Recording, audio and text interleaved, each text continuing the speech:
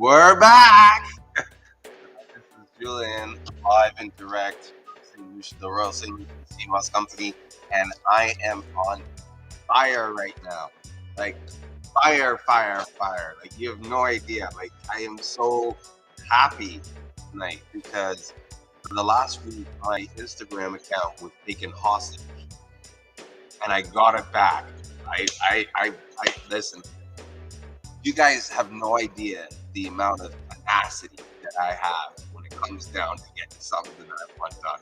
And it was like one of those things where, like, I just before this live stream, I was like, fuck it. You know what I mean? I'm doing it. I'm getting this shit back. So for the last 3 days, I've been like toying with this. If you guys could see the messages I was sending this guy, I was totally trolling him. And so what I was doing was I was trolling him so that I could see when his when he was going to be sleeping. So I like would message him and be like, "Hey, what's up?" Because he was messaging me, asking me to get the code. Because at a certain point he was locked out and he was trying to get back. So he was like, "Oh, brother, send me the code, brother." So I was like, "Oh yeah, okay, I got the code. Oh, is this the code? Oh, what code? Where's the code?" And blah blah blah. And I was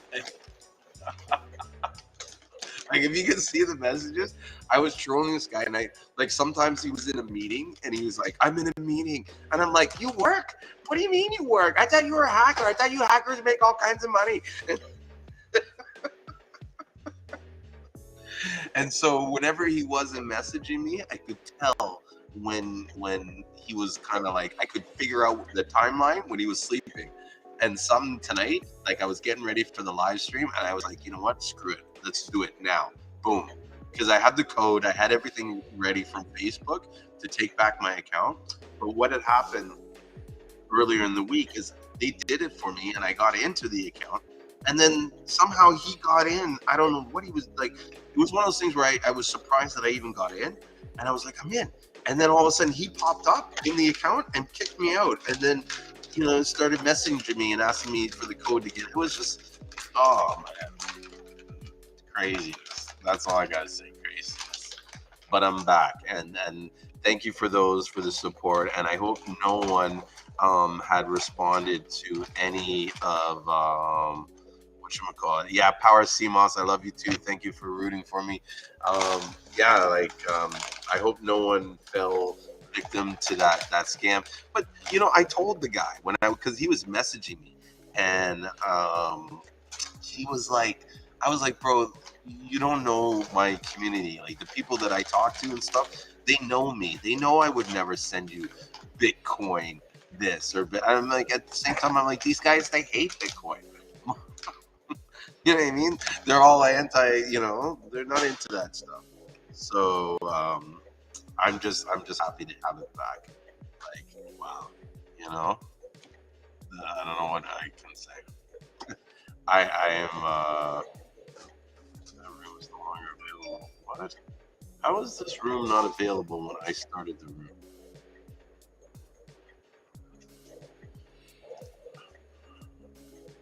Sorry, I'm on TikTok and I'm trying to figure out.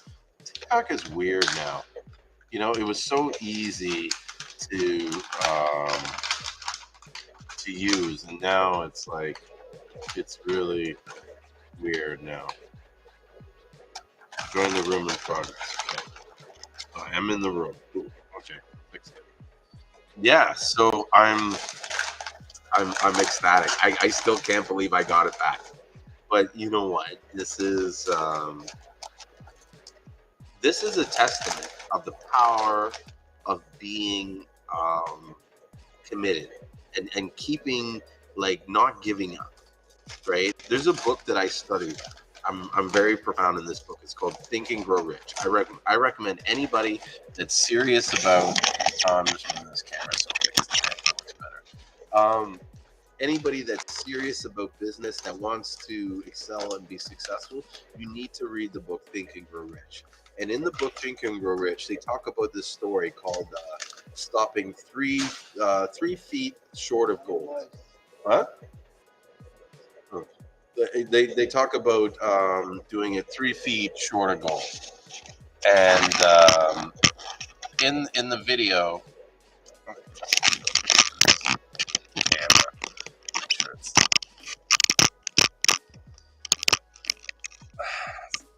it's weird when it looks like when I look at the camera, it doesn't look like it's what's the word, balanced or whatever. It's all lopsided. It's funny. My ADHD is tripping. So in the book Think and Grow Rich, um, they talk about a story about how this guy who was what was it? He was mining gold, and he found money to mine gold, and all of a sudden everything was going good, and then all of a sudden the gold stopped, and they couldn't figure out why they were going to gold, and they were digging and digging and digging and digging, and they never got it, and then finally they said, we're never going to get it, and they gave up, and they sold the equipment to a junk man, and so the junk man went around and he hired a geologist who then looked at the ground and looked at all this shit and did some tests. And they realized the fault line had just curved a little. And where they were drilling, they were just 3 feet away from the gold. And so the guy kept drilling and they found the gold and they harvested it. And they lived happily ever after. And the moral of the story is that, you know, it's always at that point where you're about to give up, where you're just going to reach gold. And so I was at that point where I was going to give up, where I was just like, fucking let them have the account. I'll just, you know what I mean? Like, no one has access to it. No one can spam. No one, I'll leave it at that and just build a new one, which a lot of people would do. A lot of people, when they say, I have to start a new account, when I look into it, I realize they didn't really have to start an account. They just gave up and got tired of trying. And so for me, I never give up. I do give up. I shouldn't say that, but like, it's almost like when I know that I'm at that point where I'm like, it's, fuck, I'm ready to give up. That's when I push a little harder just to see what's over the hill. Because usually when I go over the hill, that's where the fucking pasture is, and that's where everything that's golden and beautiful is. And so I encourage everybody to do whatever they can to like push a little harder than what they really do, because you never know when you're really 3 feet away from gold. You know what I mean? And tonight I was 3 feet away from gold, and I, instead of sort of throwing in the towel, I said, "Yeah, I'm going to take that account." Because a lot of people were like, your account's gone. Pay this guy. This guy's going to, charge you $300 to get it back. I was like, hell no. There's one thing about me. I am very, how do you say it, value conscious. You know what I mean? I'm very reluctant to spend my money on anything. And so, someone sent me a message saying they're sorry to hear this. And I'll check on your order for sure. But I'm just glad to have this account. I still can't believe I got it back. God is good. I asked God, I was like, please, because like you don't realize how important something is until it's gone. And realistically, Instagram is very important to me. I've built a very strong business on there. A lot of people are joining on me. People are messaging on me. Like I couldn't message people for a week.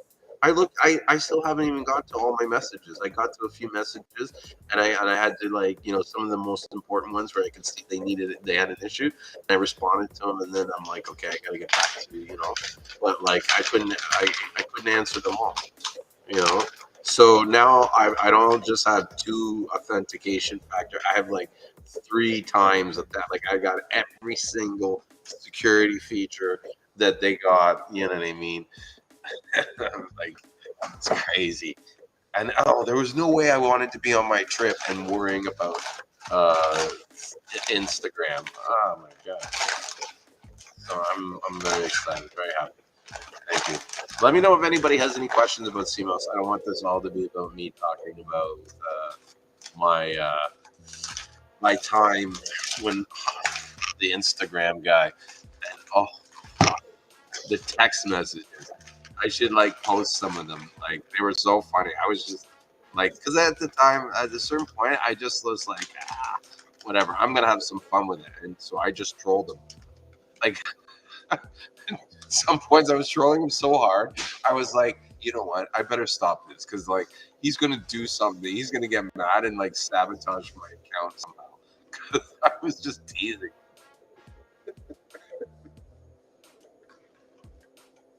But you know what? If you're gonna have a bad situation, at least try to make the best of it. You know what I mean? Try to have as much fun with it, and that's what it was. It was a shitty situation. I was so upset. Barely had trouble sleeping at times because it was like, this guy's messaging all these people. People were calling me and being like, "Oh, what is this Bitcoin shit?" Uh, and what if someone gotten taken and gotten ripped off? I would have felt very remorseful. You know what I mean? Like, because I don't know. I try to warn people, but it's hard to get into your Instagram account when you have no access to it. Most people, there's a lot of people on there that they don't like. I don't communicate with them on any other avenue but that. Yeah, it is what it is. But I'm here and I'm ready to talk about Seamoss. Like, what are we going to talk about tonight, guys? Um, we can get started in doing some labeling soon. I got all these Seamoss things. I gotta do shipping labels. I figured I was gonna be here all night. I was like, I might as well just do those while I'm here and kill two birds with one stone. I wonder if I can do that. The window, this screen, not do that. Yeah. I think I can. I can do my. I'm such a multitasker. I can do my shipping labels while I'm talking to everybody.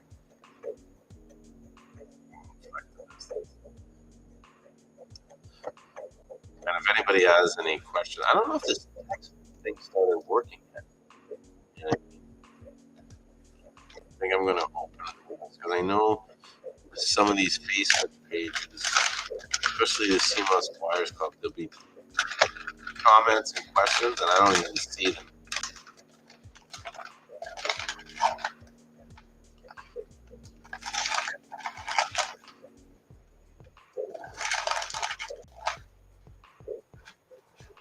No questions.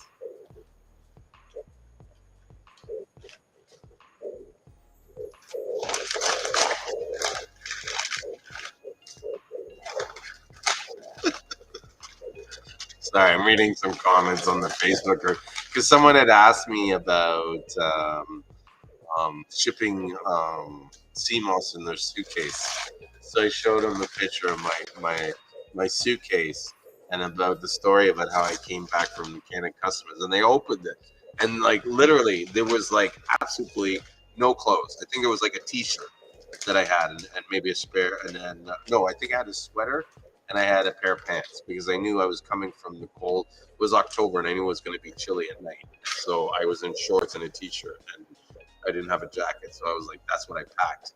And the first thing they said was like, "Where's your clothes?" And I looked at them and I go like, "Clothes? Like, what do you mean clothes?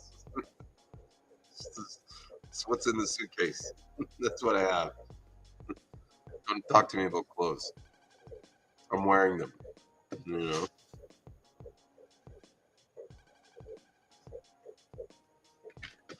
So yeah, sneak one. Yes, I'm so happy to be back. I am like beyond the moon, as they would say, to be back. And it was strange not having Instagram. You know what I mean? Like I see how this like addiction is with like the dopamine and stuff like that. But you kind of like because it was like I had all my other social platforms, but it was like one of them was missing. It wasn't the same. It was like I was getting like not a full dose. Where's it 5 8?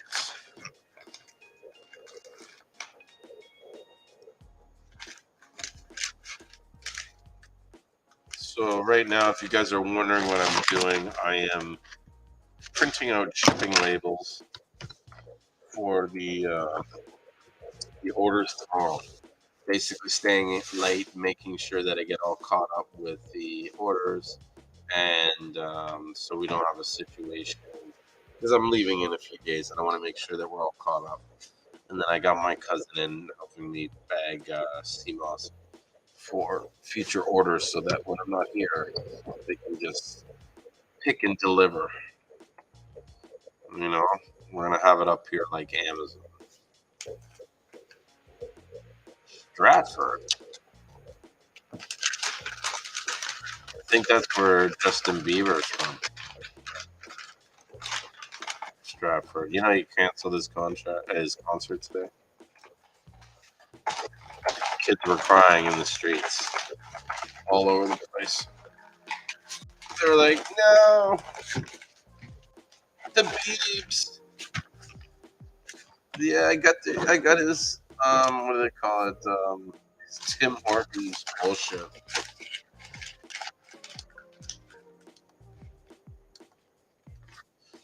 I think there's like no limit to like the ways that companies will try to find ways to sell us product and memorabilia.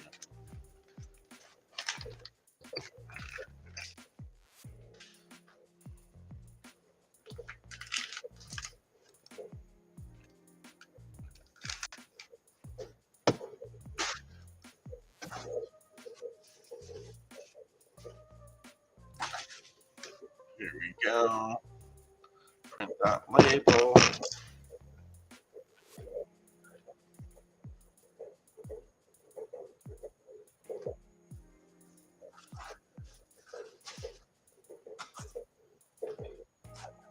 Music's not too bad that they put on this restream.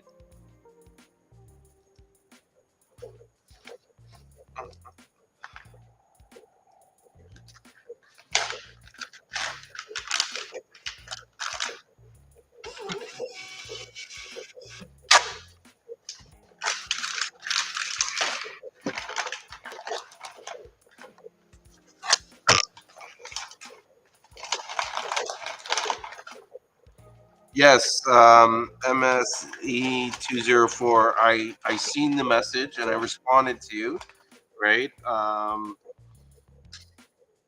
don't know if you heard. I think I said in the message, my account has been hacked, and so we had no access to Instagram or to see any notes of what was going on or anything like that. And so I just literally got access to it in the last, like, we're talking 20 minutes, you know? And so I will have it dealt with. I'll probably have someone process a refund, or not a refund, but what do you call it, a reship or whatever. We'll reship that out for you. And so you'll probably get an email either later tonight or tomorrow morning with things. So if you don't hear from us by tomorrow afternoon with a message, send me either another message on Instagram or email me, or even just call me, 647-628-9736. That's my direct number. And I'm sorry that there was a mix up with your Seamoss order.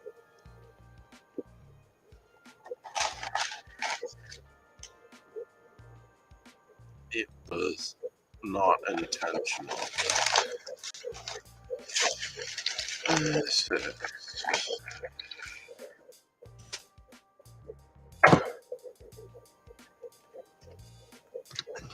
So I am really excited for my trip in St. Lucia. Um, I'm gonna be like, I don't know, say I'm gonna be like live streaming 24/7, but for real, I'm gonna be live streaming a lot. And so yeah, be ready to get access to areas and to places and people that you've never seen before. Um, I was just talking to one of my buddies tonight, and he was like, "Yeah, you gonna come on the farm?" I'm like, "Yeah, bro. Not am I gonna come on your farm? I'm gonna bring the drone. I'm gonna have, like, fucking GoPro cameras. Like, we're gonna make a movie." He started laughing because it was like, yeah, I can see us all out there with the, all the gadgets and shit like that. But no, bro, real talk. This is no joke. I'm not playing around anymore, you know? gonna spend 2 weeks down there, just like immersed in the farms. And then I think when I get back, while I'm down there, I'm gonna plan. I think we need to do like a Seamoss trip tour, and so I'm going to source out some places, if not one giant place. There's one place that I've looked at. I think I talked about it last week or on Sunday, where we can rent it out, and I think it sleeps like about 8 people or 8 couples, whatever.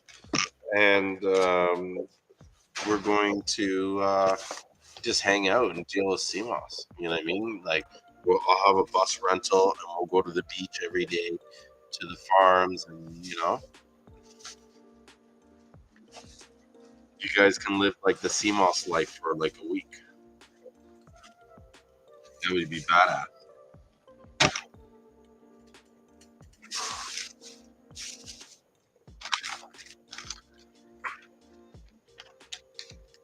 You know what I mean? So Iced Out Baby Cake says, "Hey, how is the Seamoss biz going? Seamoss biz is going amazing, like really good. Um, it's growing nonstop. Um, I see lots of people doing really well with it. I feel like if this is something you want to get into, it's still not too late. You know, go for it. Like, we still haven't done mass penetration, and it's coming. It's getting there. Like, a lot of people are starting to learn about Seamoss and inquire about it. So it's going to take someone who has the money or the ability to put the product in a large amount of stores. And when they're able to supply a large amount of stores, then people were going to see it, and they're going to be more like, you know.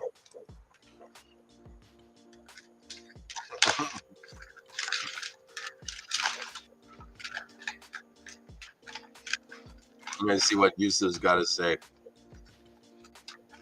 Yo, what?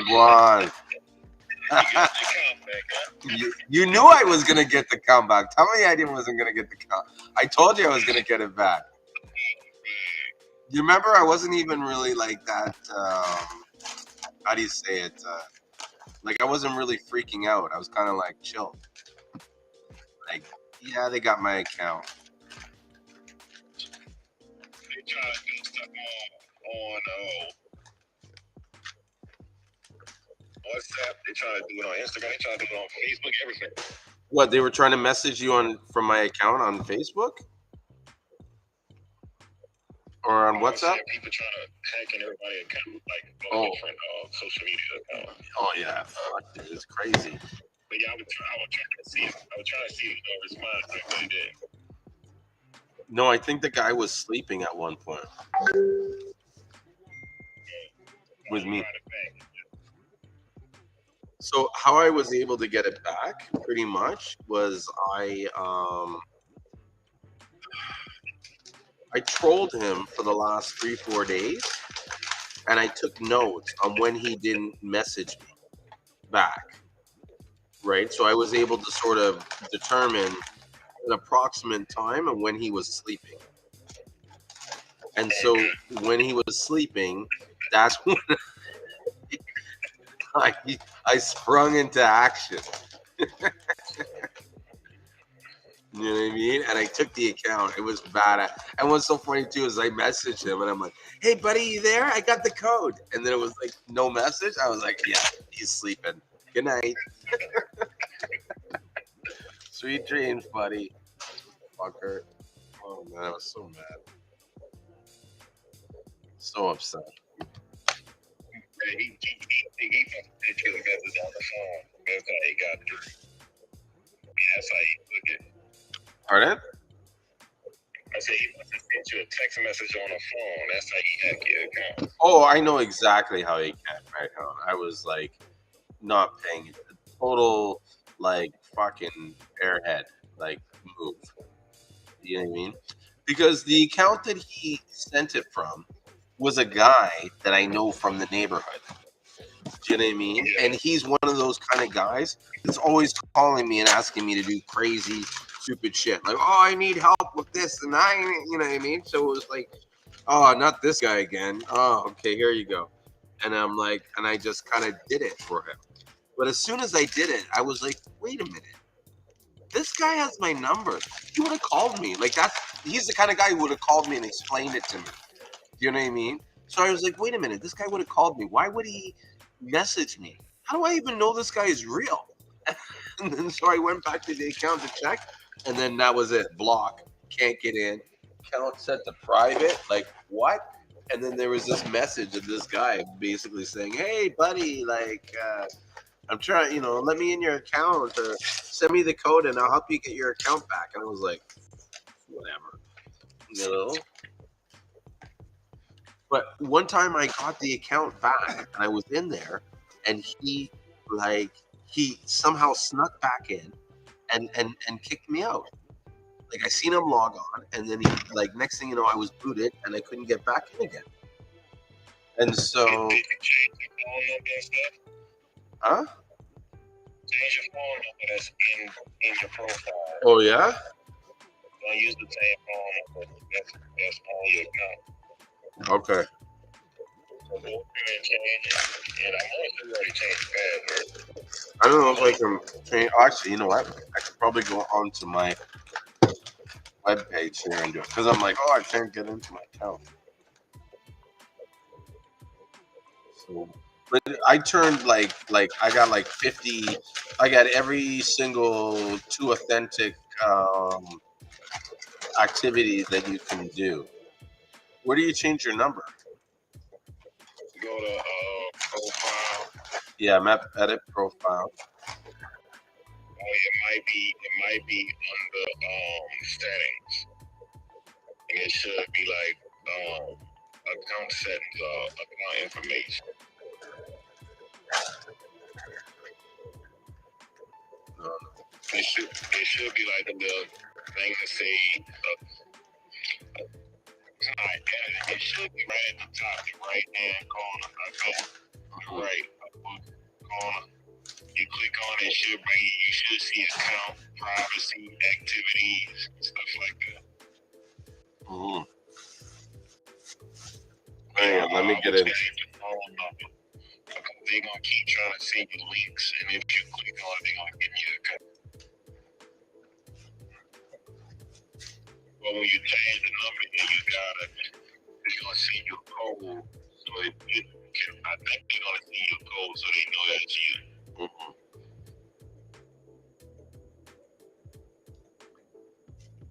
Yeah, somebody was trying to get me like that. Oh, I'm gonna send you a code. Just copy the link and send it to me. That's what they did. That's exactly what they did. And I wasn't paying. Hmm? I kept saying I don't see it. I'm in the desert. I can't get it. Oh, bro, you should have seen the comments I was saying with this guy. He was just like getting mad. At one point, he's like, I don't think you understand. And in my mind, I'm like, fucker, I know, I understand. I completely understand. I'm not giving you that satisfaction. Like, hell no. You know? So, it's getting there. I'm just, like I said, I'm happy to be back. I'm just like, wow. Oh shit, that reminds me. I gotta figure out, I gotta make sure I download my dumbass QR code, whatever, so I can fly. I think tomorrow morning I'm gonna make a list of all the stuff I gotta do before my trip to make sure I got my trip, and make sure I pack everything. And I gotta get one of those luggage suitcase things because I'm bringing so much stuff. I know that my suitcase is going to be weighing more than. What kind of stuff you bringing? Oh, I got this badass, you know those seats that fold out. You know what I mean? That open up. Yeah. So I have these badass seats where they fold out and open like the kind of thing, but they're all military. They're all camouflage, and it's got like it's from the beer store. We have a place called the beer store where we sell all our beer. So it's this seat that you're supposed to like. It's like a camping thing, and so I'm bringing them down to St. Lucia, so that when we're sitting on the farms and we're having our beers, we can like pull out these chairs out of the back of the truck and we have a seat because usually we don't got anywhere to sit around, you know. So that is what it is. You want to hear something funny today? So you know I have that Cmos Buyers Club, right? Okay, so there's this guy called Natural Being, right? I don't even know if I should be discussing this because the guy sees not Natural Being, but the guy in the Facebook. But this is like I want to tell this story because in some way it's like this is why I love being this whole moderator of this group. So the guy messages me, and so first of all, the backstory is this: Natural Being puts on this post, right? It's some fucking post about like these things you've been misled about, and he goes into all these different facts, right? And let me see if I can pull it up quickly to give you kind of context to make you understand why you know what he was saying in this thing. So let me see.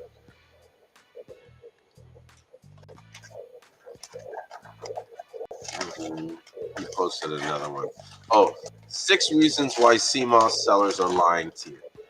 And then he goes, the first one, he's like, the 92 mineral lie. Then he's like, number 2, the fake Seamoss lie. And he's like, number 3, the Seamoss alkalines your body lie. 4, the Seamoss will detox you lie. The 5 one is like, don't mix with Seamoss lie. And then another one is Seamoss removes mucus lie. So he goes into all these details and says, like, these are lies and shit like that, right? Now, the thing I like about his posts, right or wrong, he generates a lot of interest and a lot of activity. People are communicating and they're discussing the ideas. They're going out and researching it to see if what this person is saying is real. To me, this is what a group should be about. We should be active and communicating and discussing and debating, right? So I in some ways like I'm saying that because I like this guy's post because it stirs activity. Like sometimes the group gets really stagnant and we talk about boring stuff and it's all about selling CMOS when really it should be more than just selling CMOS but also about sharing ideas and opinions and stuff. So this guy emails me and I don't want to say his message word for word, but I gotta read this message where he's kind of like, you know, um, you have a post by this guy, he's a big time fraud, and he's a Sebi hater. He's been removed from a dozen pages. Some other shit. He's bad news, and his post should be deleted. And then the thing he ends off with is he's like, and I'm the admin of 370 pages, and all of them, and he was removed from all of them. Like as if that's supposed to weigh some weight on my decision. Like, oh my god, he got deleted from 370 groups. Like, oh, well, that's it. He's out of the group.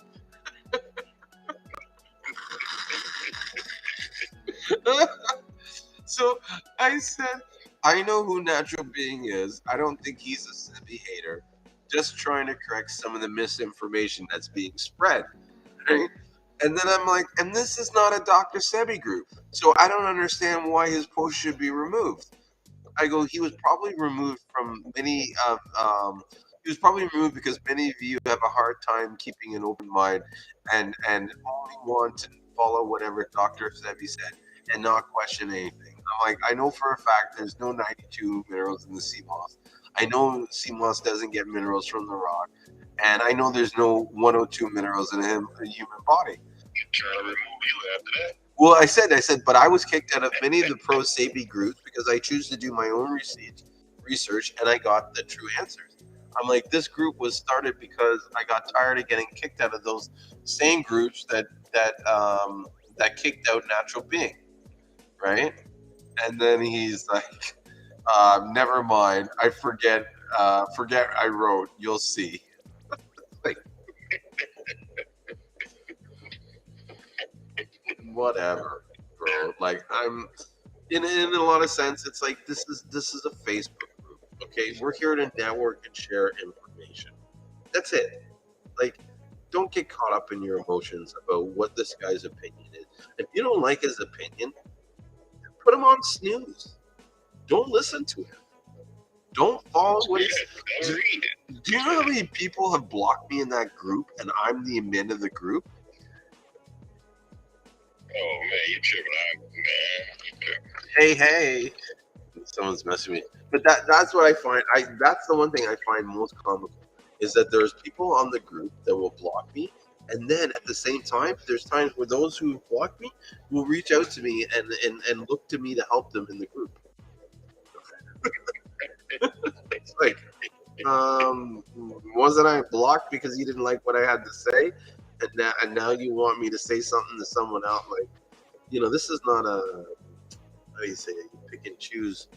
You can't cherry pick the my support. Like, you got to take some of the good with the bad, and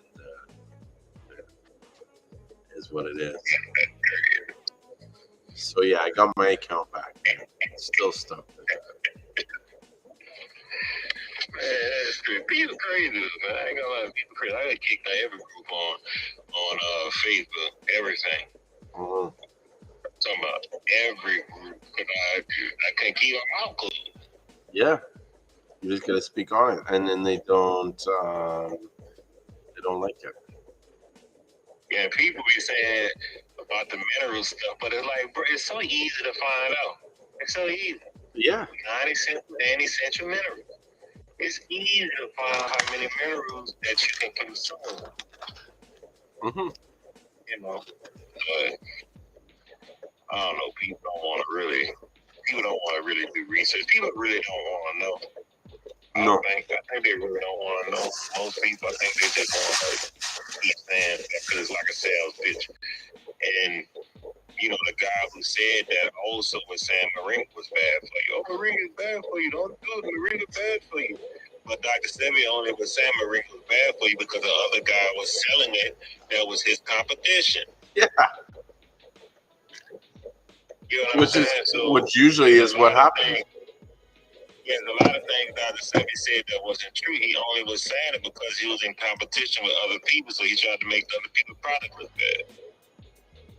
And you have to be an idiot to think that the food that he has on his list is the only natural food on his planet. That means everybody's been eating the same shit forever, and then they just came up with all this shit in the lab. I'm like, that is retarded.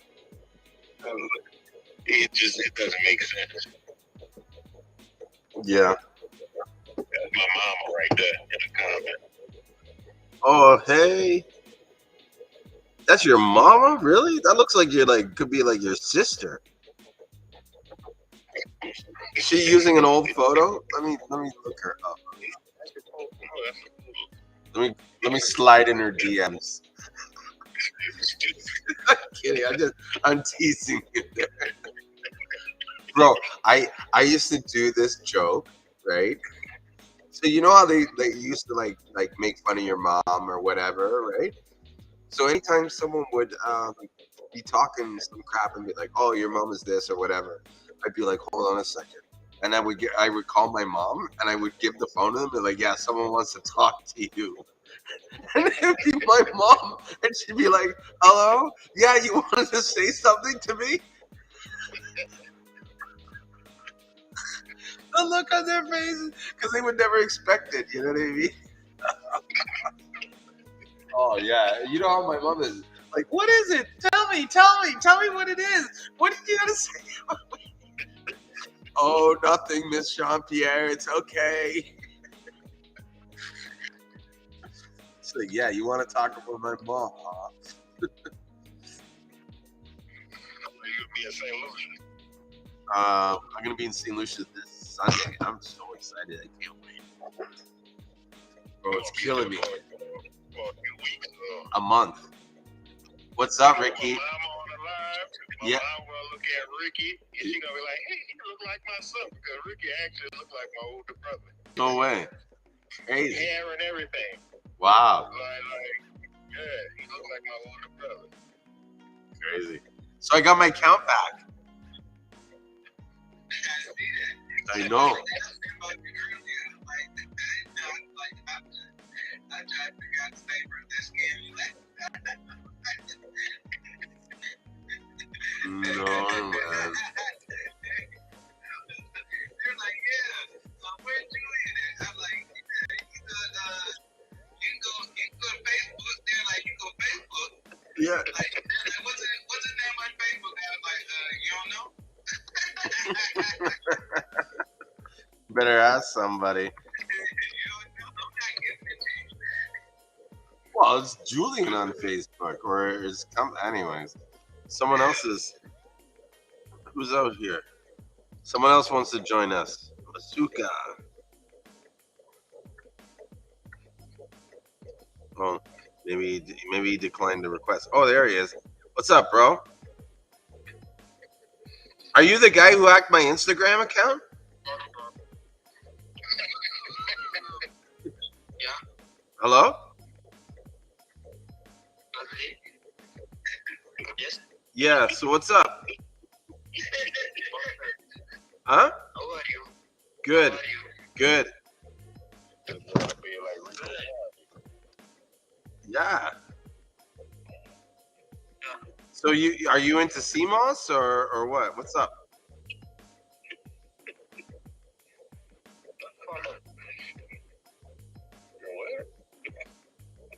Huh? Yeah, okay. I don't, how do I? He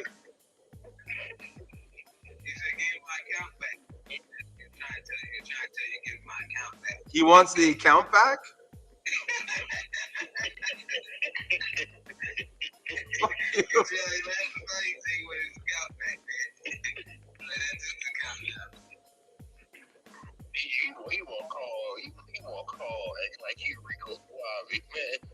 Oh, I bet you did, dude. Listen, me and that guy, we almost developed a relationship. We were like talking every day for like a week. Are you that guy? Tell me you're. Don't tell me you're that guy.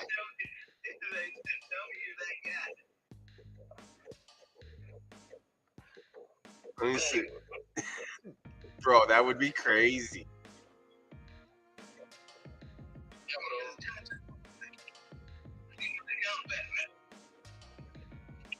To keep my account back. Is that what he said? I need to sell Bitcoin. Yeah. But you know what's funny? The same guy that I when I got the account back, I seriously waited. It probably is him because I timed it so that he was sleeping. Huh? I don't He understand. said the phone lagging. He said Oh. the phone lagging. The phone lagging. Where are you?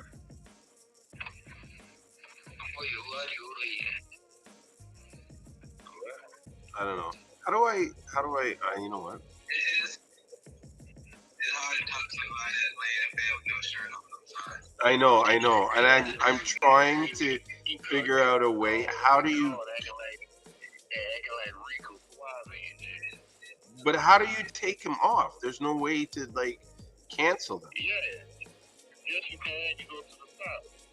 Where? To the top, where you see the eye at, it has lines, and then you see the 6 eyes and stuff. You go up there.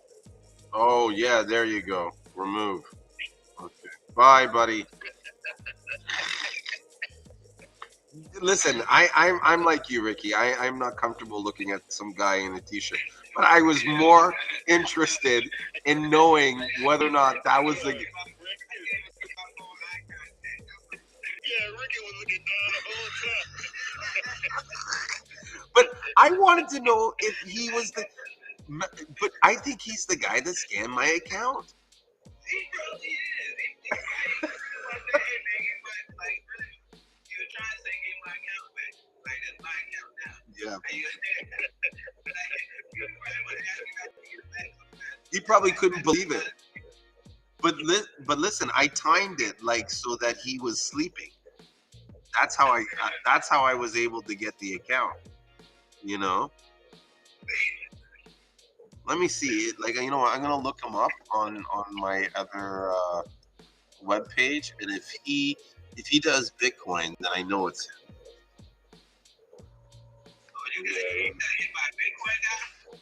Yeah, he's trying to sell Bitcoin. I think that's it. I think he is the Bitcoin guy. I'm gonna send $1,000 or whatever for Bitcoin. Oh my god! Yeah, craziness. Let's see who Muskaka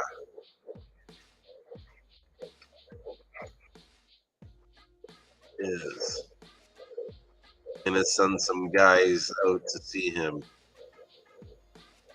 wherever he is. I'm gonna find him out. Somebody looking at Jumanji or something?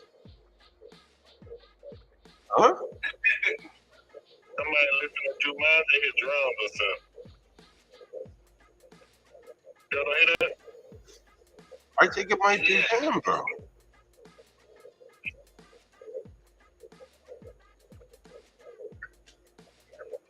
I think it might be him because he has like at one point he's like sitting at an office with a desk and shit. Man, it looked like a tornado went through that warehouse, bro.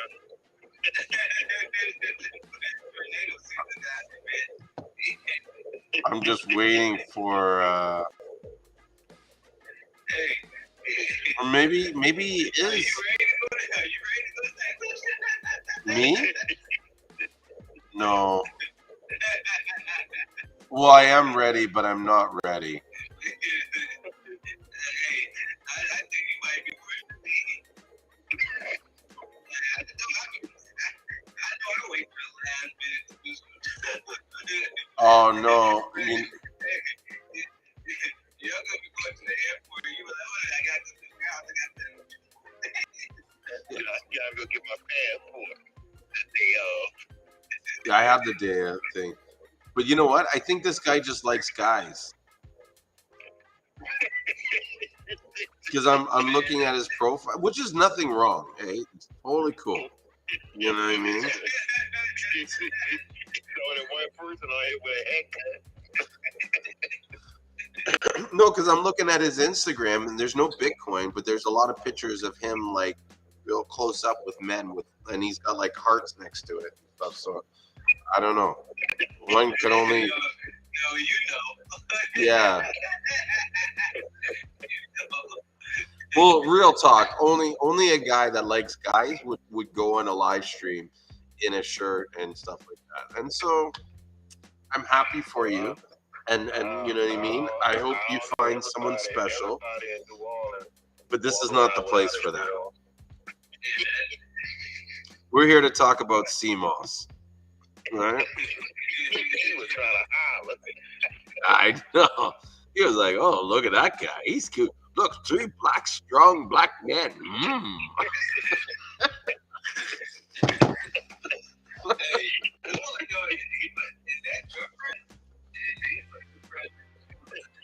I think he just found him on us on a random thing, and maybe some people added him, like when the hacker got into my account, you know. Yeah. Oh, man. The hacker, he was probably like flirting with him or something like that, and that's why the guy was like, "Ooh, look," you know. He probably trying to see where his money at. He's like, I gave you money, I loved you. Money, I take the money. He said you got like 25. Oh, fuck. He even rubbed his hair back too. He's like, hey, what's up, brother? Hey. He said, well, I thought he had like a little flower on his chest or shit. I ain't even looked at it. I can't even look at it. Ricky was looking down the whole time, man. Who this guy is? Bro, you got no shirt on. You know you alive with no shirt on. Like, what do you want to say? I know. Sexy boy.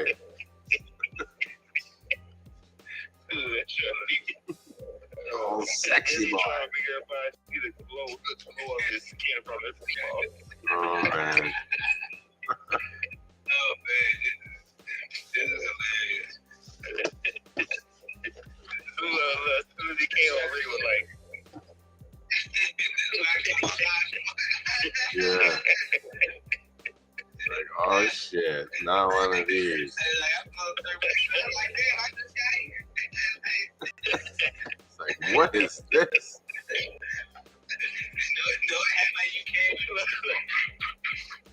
Oh, shit.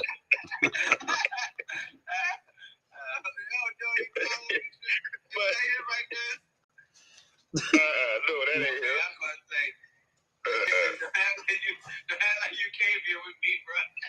Well, you know what's funny? I don't know if that's him, but that looks like one of his partners or something.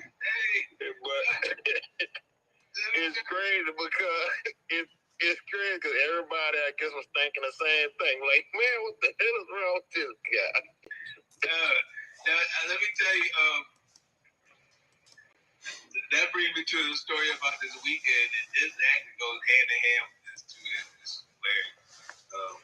So I'm at my homeboy house and we're waiting for the fight to come on, the David Haney and Cambosa fight. So we wait and it's taking forever.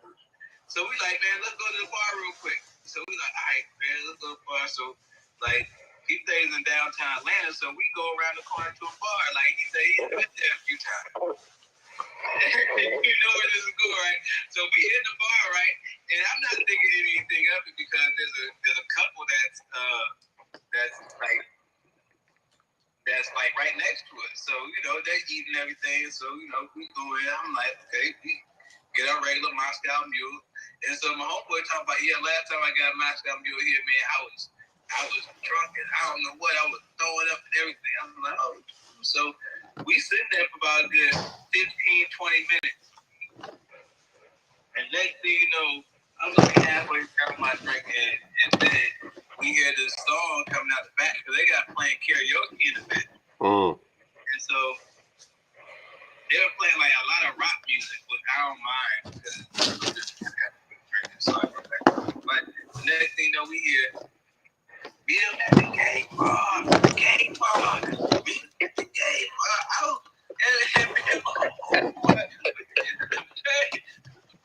We were just standing there like we were just sitting there like, what? Did you just hear that? And then it was the gay bar, gay bar.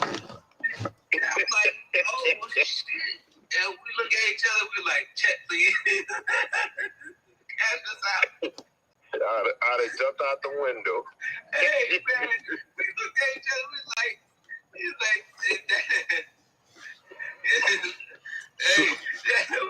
So, bro, I'm confused as to what's going on here. So it looks like sorry to cut you off in the story, but it looks like his boyfriend is, both of them are trying to request online. I'm not letting them on. Like, listen, you got me once.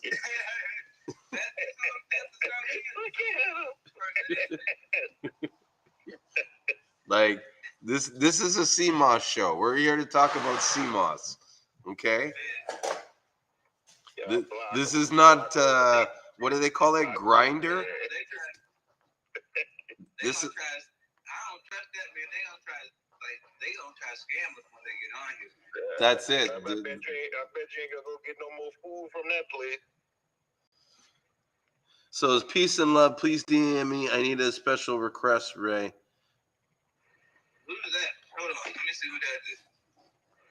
Yeah, double check that, bro, because you know you can't trust these guys nowadays with this stuff. What's up? All right, man. Thanks for coming out. See you tomorrow. Well, I'll be here tomorrow. If you want to come by, you can. It's up to you, but thank you so much for your help. I appreciate it. All right. Okay, cool. All right.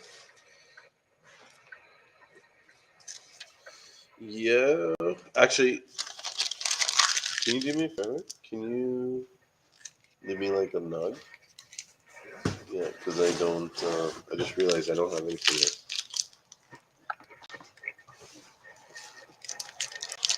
Might want to roll something to smoke later. Have you still stopped smoking, Rick? I relapsed a couple times. That's my boy. When I need to get in my zone, I relapse. Yeah, thank you. Yeah, you know what happens one time. I relapse probably about once every week to 2 weeks. So, guys, check it out. My daughter just joined the screen, and she's like, "You're back," because she knows what's been going on this whole time. She's like, "You be," because she's been watching. So you were really in there trying to time out your hacker. Bro, I listen. He's like, okay, you go to sleep at 6:05. Yep. Listen, like, trust me, I am that guy. You know what I mean? Like when it comes to like doing special ops or you know what I mean? Like, bro, I'll hide in a bush for 3 days and be like, kind of thing. Like, yeah, man. Like, and I was trolling him hard. Like every day I was just laughing because I was trolling him so bad. Crazy. You there or did you freeze? No, I'm here. Okay. No, the person just messaged me. I was like, no, we're not talking about you. We're talking about some other people. These guys. Oh, Yusuf's back. No, you can't join. But I wonder what these guys want. You know what I mean? These hackers.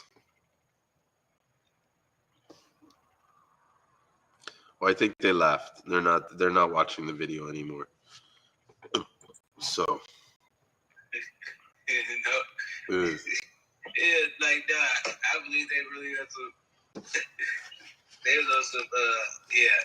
No, bro, we were like. It's like they get on the live and then they're able to backdoor you. I could see that happening, but no, we were straight up developing like a friendship. Like I was like, "Hey, buddy, how's it going? How's your day going? Are you ready to let me in the account? Send me the code." He's like, "I just sent you the code." Really? Send the code again. Like the amount of times I had this guy sending me the code. It was like every 2 minutes. And then I'm like, okay, I got the code. All right, hold on a second. And in like 5 hours, I would just ignore him. And he'd be like, buddy, are you going to send the code? Where's the code? And then I'd be like, and I would act completely stupid. Like I had no idea what he was talking about. I'm like, that? Okay. Well, I just got a message from Facebook. Were you trying to get into my account? He's like, yes. Send me the code.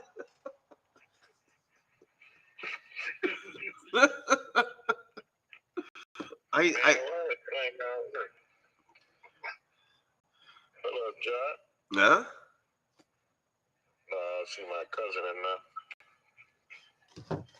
I'm going to tell the guy, tell me yes or no. Did you hack my account? Because if he hacked my account, right, I'll for sure bring him back on. Shirt or not shirt. I don't give a fuck. I want to know. I want to get inside this guy's mind. You know what I mean? You want to know how he acting like he do. Oh, I know how he hacked me. You know what I mean? But I'm just like, what is your end game? Like, what is your like? Do you actually make money doing this? Like, how much do you really make? You know, because it's a lot of work to do what he did. Over there, probably Huh? Yeah, like $100 is 1,000 for them. $100 over there, probably a lot. Probably. But what's crazy, right? I don't know why my head's not working. What's crazy is like you're expending so much energy to acquire this thing, and if you put your energy into something else, you know what I mean? Like, imagine what you could do. Imagine you put your energy into a drop shipping site and you started selling products or something like that. And you had to message people and do all this other shit. Like, how good would you be on that? You know what I mean? Like, I always say that. Like, think about that, because when I was younger, I'll tell you a crazy story about me. This is something people don't realize. But I used to be like this dude, like, how do I put it? Like, I was like the local fencer. Like, you wanted like stolen laptop, you wanted like camcorder, whatever. Like, I knew all the guys that were boosting shit, right? And they would always come to me, especially if it was computer gear. Like, I had one buddy who was like almost like my best friend. This guy would go out and boost like at least 10 to 15 laptops a day. He would get dressed in a suit. You know what I mean? Like, suit and tie and everything, and he would peruse the business parks in the north end of the city at 5 o'clock, waiting for people to slip and not pay attention. And then he would come in, and people would just not know. They think he was working there, or that he was like a technician or something. He would have like a lanyard with like a little fake card on. It was like crazy what he would do. And fuck, what was the point of me telling this story? Oh, this is the point of me telling the story. So I was selling these laptops and making decent money and stuff. And then one day this dude came in and I was trying to sell the laptop. And if you know anything about fencing stuff, it's like 1/3 of the value is what they sell it for. So they were, this guy, I think I wanted to say 500 for the computer. And he's like, why should I pay 500 where this store is selling it for 350? And it's legitimate. It's not stolen. So why is yours so much more money? And I looked at it and I was like, what? Like, you can get computer. And so I looked into it and I found this whole new industry of like surplus items and liquidation shit and stuff off lease and stuff like that. And I realized, I was like, you know what? If I put the same amount of energy into this as I do into fencing the stolen stuff, I can make a good penny. And that's what I did. I started a computer store and I was selling stuff offline. This was like 2000, 2002, like between that time. Like back when no one was buying stuff off e-commerce and shit like that. Like Amazon barely even existed. Back then they still had Yahoo. You remember Yahoo? Yeah, and Yahoo. What it was called? Like Yahoo. It was like the biggest bidding site at the time. Yahoo was. Yeah, there was Yahoo, and there was Expedia, and then there was PayPal like just came out. Exactly. So I was doing that stuff then, and I realized, like, you know what I mean? Like, I can make more money selling the surplus stuff. And so I stopped selling, stolen items. That was kind of like the day I was like, yeah, this is not, like, it's not worth the risk and the potential jail time when I can put this same energy into businesses and be legit. And that's what I focused on, was just learning how to start and build businesses. And another thing I realized is that a business is really just what's in your mind. Like, if you don't believe that you have a business, then you don't have a business. Yeah. So it's almost like no one's going to come and tell you have a business. You have to tell people that you have a business, During that time, I think I was making bootleg games.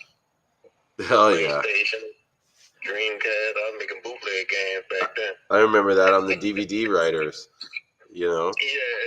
I was selling them too. Make the bootleg game. I was running online servers where I use my computer as a way to serve files.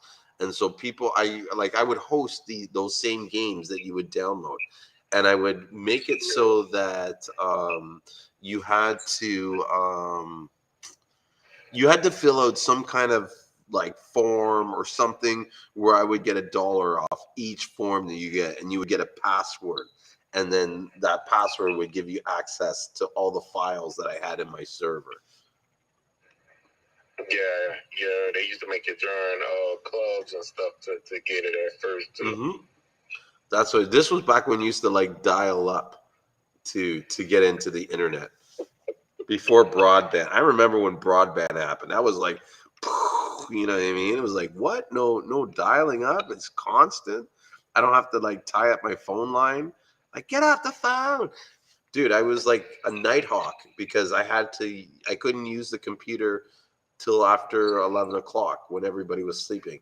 And so I would be up from 11 o'clock till 6 a.m. downloading shit, you know? It used to take hours to download 400 megabytes. Yes. Bro, it used to take hours, man, to Days. download 400 megabytes. Now it takes less than a minute. Yeah, crazy. Man. Saying that, that's why I started thinking about how long you wait just to download something. Like, Yeah, man, it's crazy. Bro, a game I used to download was a gigabyte. You know how long that used to take? That shit used to take days to download. Days. And then I used to get it. It used to take a long time for me to copy it to a DVD. And then I had to burn an image on the computer so I could keep copying the same game. Yeah. That way I don't have to keep redoing it. Yeah. I never bought games from the store during that time, man. No. It It's was all downloaded. No, I remember those days. Back in the Napster. Because I remember I used to sell the DVDs because I worked at a computer store. And then I started my own computer store. And back then you could get a DVD writer that did 2 times or 4 times. And then when they came out with the 16 time, that was huge. Like 16 times, it's like, oh, I can do a DVD in 20 minutes. It's like, wow. Got it going. All of them going. Yeah. No one even knows what a CD writer is anymore. Like if I talk to my kids about a CD writer, they'd be like, what? Like you could write to CDs? Like, you know? You could bake 3 cakes waiting for it to download. Facts. Oh, Man, shit. you know how long that used to take though, man? Oh my goodness. Yep. Those were the days, bro. No more. Right now, I can download 3 gigabytes in a few minutes. Well, look at that 5G shit that they have, you know? Yeah, because my phone right now, my phone got 500 gigabytes, which ain't nothing because I filled that up already. So, can you believe this guy is still trying to like join in on the conversation? Oh no, he's gone now. He's gone. that's probably the motherfucker who had a good count. Pretty boy. I think it is. But he wouldn't tell me, and I was a little disappointed. I was hoping that he would have said yes and that we could have interviewed him. You know? Get into the mind of a hacker. You know? Bro, listen, you know when people used to crank call you, right? People used to crank call me and I would troll them so bad and for so long that they would end up breaking character and we'd end up talking on the phone and I'd figure out who it was. Like that's how that's the level of patience that I have. That I would keep the thing going on while they're talking, and I'd be like, yeah, and whatever, and then I would just chip it away slowly. And then after a while, like after an hour of talking, they would just kind of like be like, yeah, it's so and so, and then be like, well, why'd you do this? Oh, I was bored. Usually it was a girl. Always girls would crank call me when I was younger. You'll be getting the calls right now for the insurance and a Medicare and in the credit card. I get air duct. That's who calls me air ducts every fucking day. Man, I get the same callers all the time, man. Every day they call me about something. It's always fake because I can hit a Google. I can hit a Google little when it connects. They're using a Google phone. I can hit when it connects. When they join. Talking about the IRS and Social Security has been canceled. Crazy. The Social Security number's been canceled. It's like, oh no, really? I'm like, damn, when the IRS get phone number, you can't call them. You're crazy. When they started calling people direct like that, they gonna send you a letter if you owe money. They ain't calling you. They sending you a letter. Okay, They dude. sending you a letter, or they just pulling it out your account. I'm sorry. Curiosity is killing me. I gotta ask him. Is he there? He's gone. He's not there. Okay, because he was there for a second. You know what I mean? And I'm like, okay, this guy has to be the pat. Like, why would you keep coming back? Like, he's probably like shocked. Like, oh my god, the guy got it back. How did he get my? He probably going like you was like, hold on. Nah, block both of their Yeah. Well, he probably like started looking at my pictures and he's like, oh, pretty boy, pretty black guy. You know, maybe I can get him to buy some Bitcoin.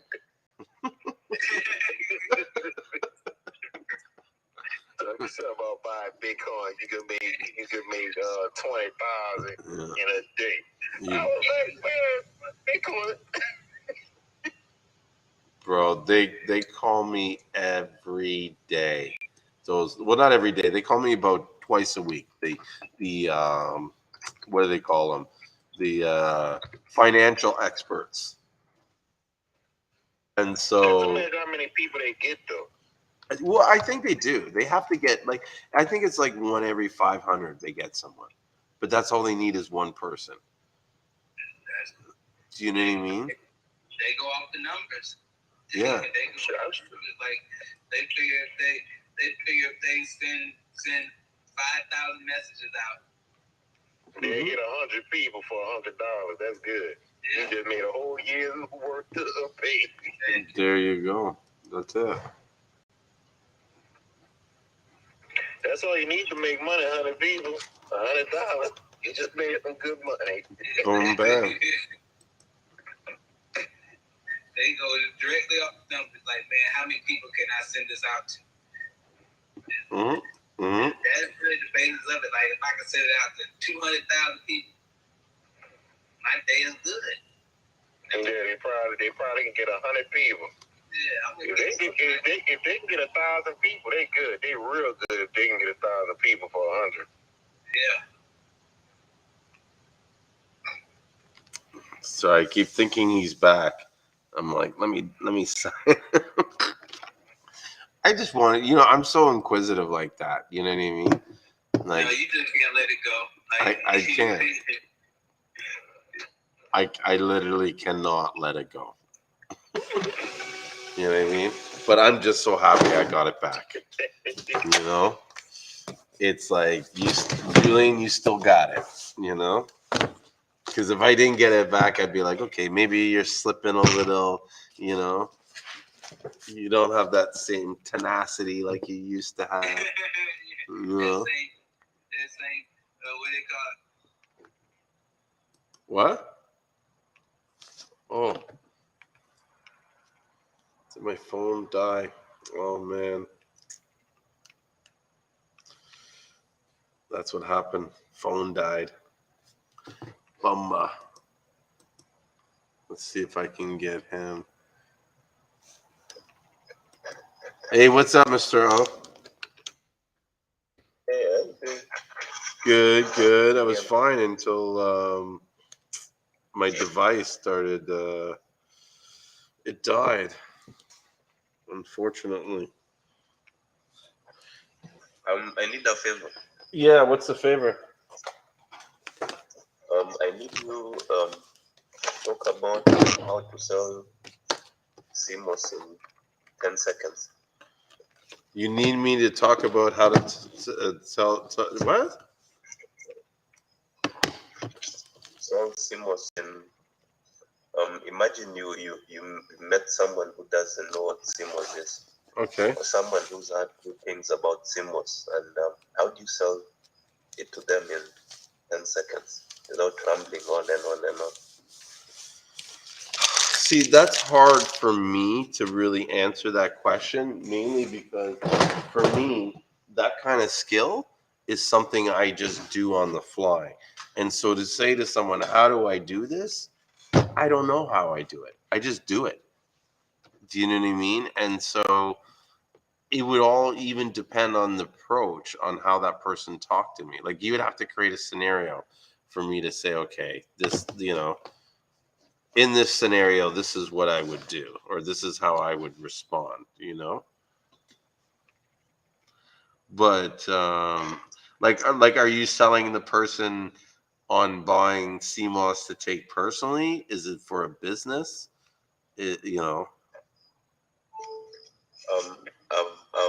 just found myself in scenarios where either people read my profile or they've heard about Seamoss and they invite me to to talk about it, tell us about it, sell it to us. But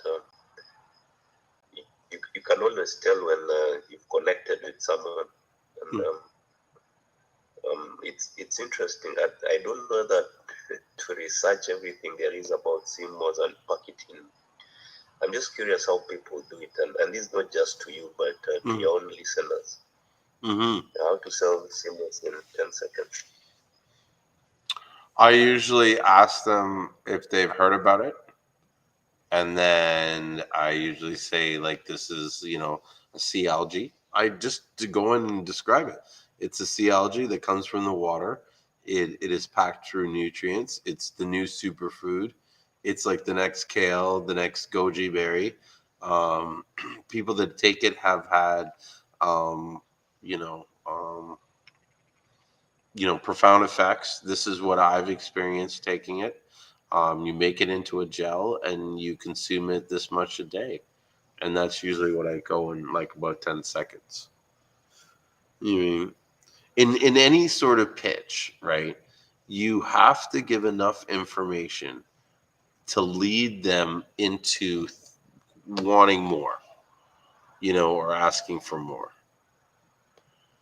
And so you don't get too you have to be very like light surface about what it is, because afterwards then you can turn around and say, they will ask you the follow-up questions, and it's the follow-up questions that you know what I mean, you kind of like, you'll go in more detail or more depth.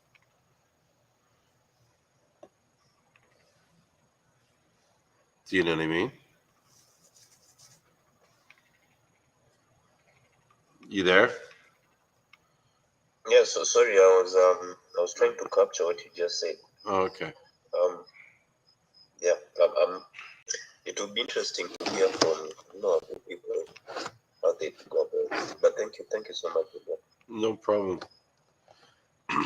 Hey, Yusuf, I know you don't really sell CMOS, but if you were to sell CMOS, how would you sell CMOS, or how would you explain, um, someone CMOS in say 10 seconds? See more for 10 seconds. As far as like what it does, or you mean like how it be? I mean, what you mean as far as if I'm trying to sell it? Like, yeah, what it does and why someone should take it. Like, what, like if I've never tried CMOS before, how would you convince me to not only take it but to put money and purchase it? To be honest, I don't even know. Yeah. Like I can't explain because I'm not like a face to face person. But if I was to sell it on a website, it'd be totally different. Mm-hmm. So if it was a website you had to read, if you would have to read something. I would explain, where it came from. As far as it's been washed twice, 3 times, and sun dried and killed and sea salt. Like I would explain a lot of different stuff to make it sound good. I would um, explain, the minerals and how to do it. Like I would go really deep into it, and I also would recommend books and different things like that. So to make people comfortable with it, you offer them free information, PDFs and things, just like I do to people right now. And I tell you, like, oh, I got PDFs for this.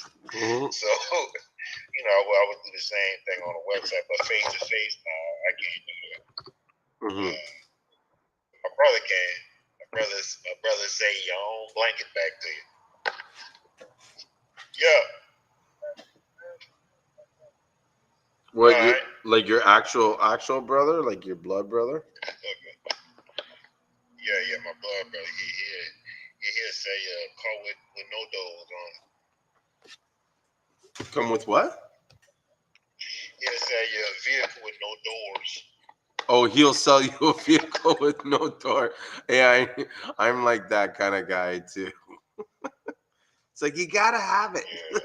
And that's the thing too. It's hard to explain how you do it. You just know how to do it.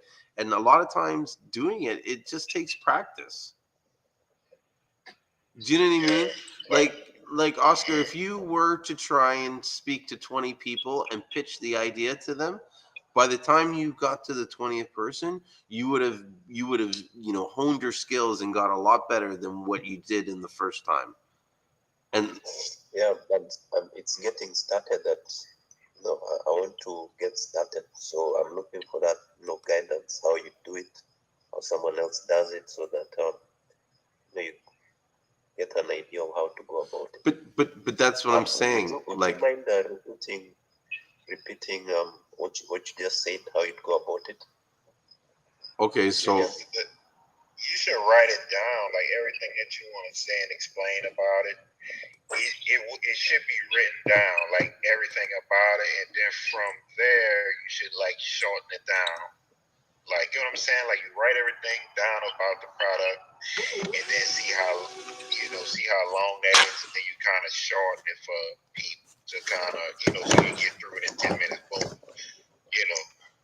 But that selling stuff to me is hard, like face to face. I think that's the hardest thing to do. but one of the things I was thinking in my head too is like, as you were saying, it's like if you're having a hard time selling it, it's because you don't know the product enough. Do you know what I mean? Like I could sell it in my sleep because I know the product so much that like depending on like I could tell you what to say and you could be in a different environment where what I'm telling you what to say doesn't apply because I can't give you the information. Confidence, though. Yeah, and you can only get that through practice, but by failing, or not even trying to fail, or by failing, but by not being afraid if you fail. So making the attempt, knowing that there is a good chance you could screw up, but the reality is you don't know if you screw up because you haven't tried it yet. So you need to try it a few times to know where you really stand and what is really going on. And then when you do that, you then see where to adjust and how. Do you know what I mean? Like how you're even like in a totally different country. How they speak in that country is completely different to how I would speak in my country. Like I talk to St. Lucians differently than I would talk to Canadians. I'm curious to know how you sell to St. Lucians and how you sell to Canadians.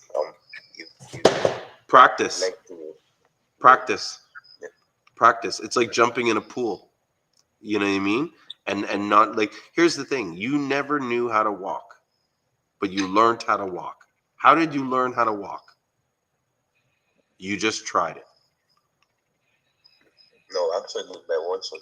No, by watching, by listening, then trying it yourself. Yeah. But most of it is trying. You can walk and listen and do all that stuff, but at the end of the day, how I get up and stand up on the table is going to be different than how you get up and stand up on the table.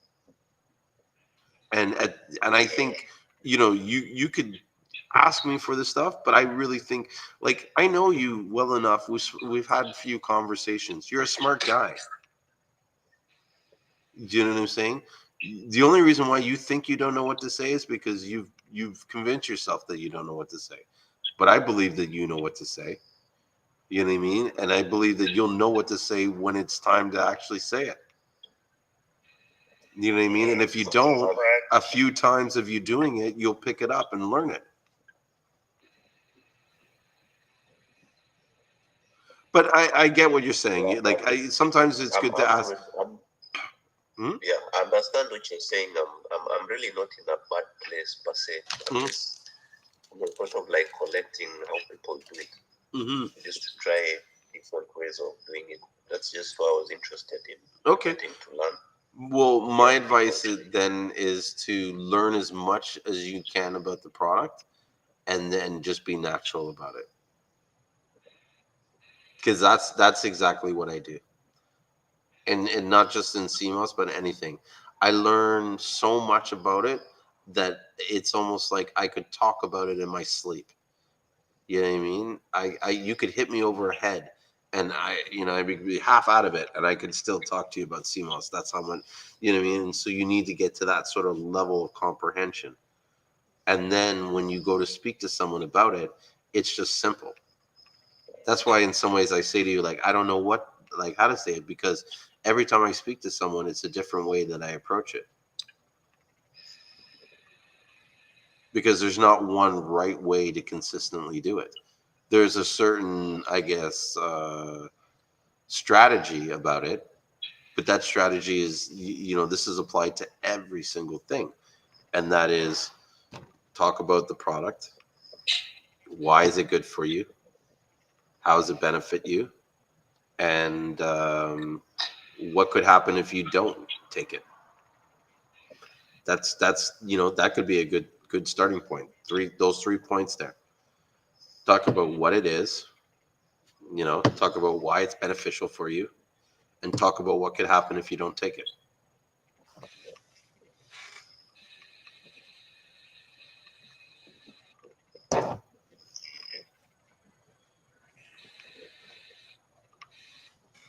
We're so quiet tonight. Did I do something today? Is it my tone of voice? Do I need to smoke a joint?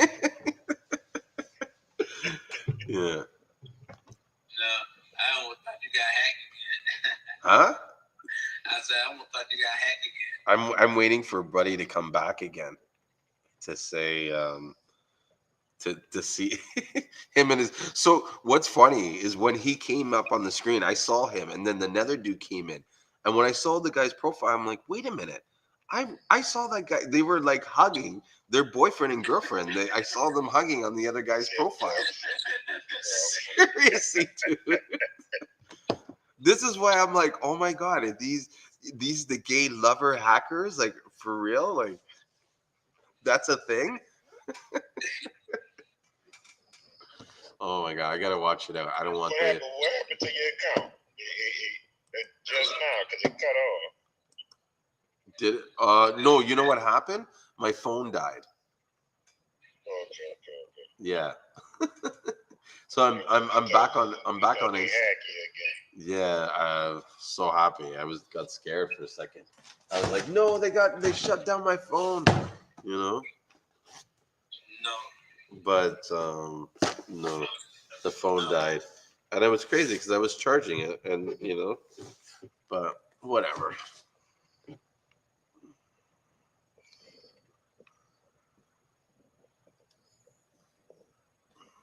I'll invite Sherry to speak.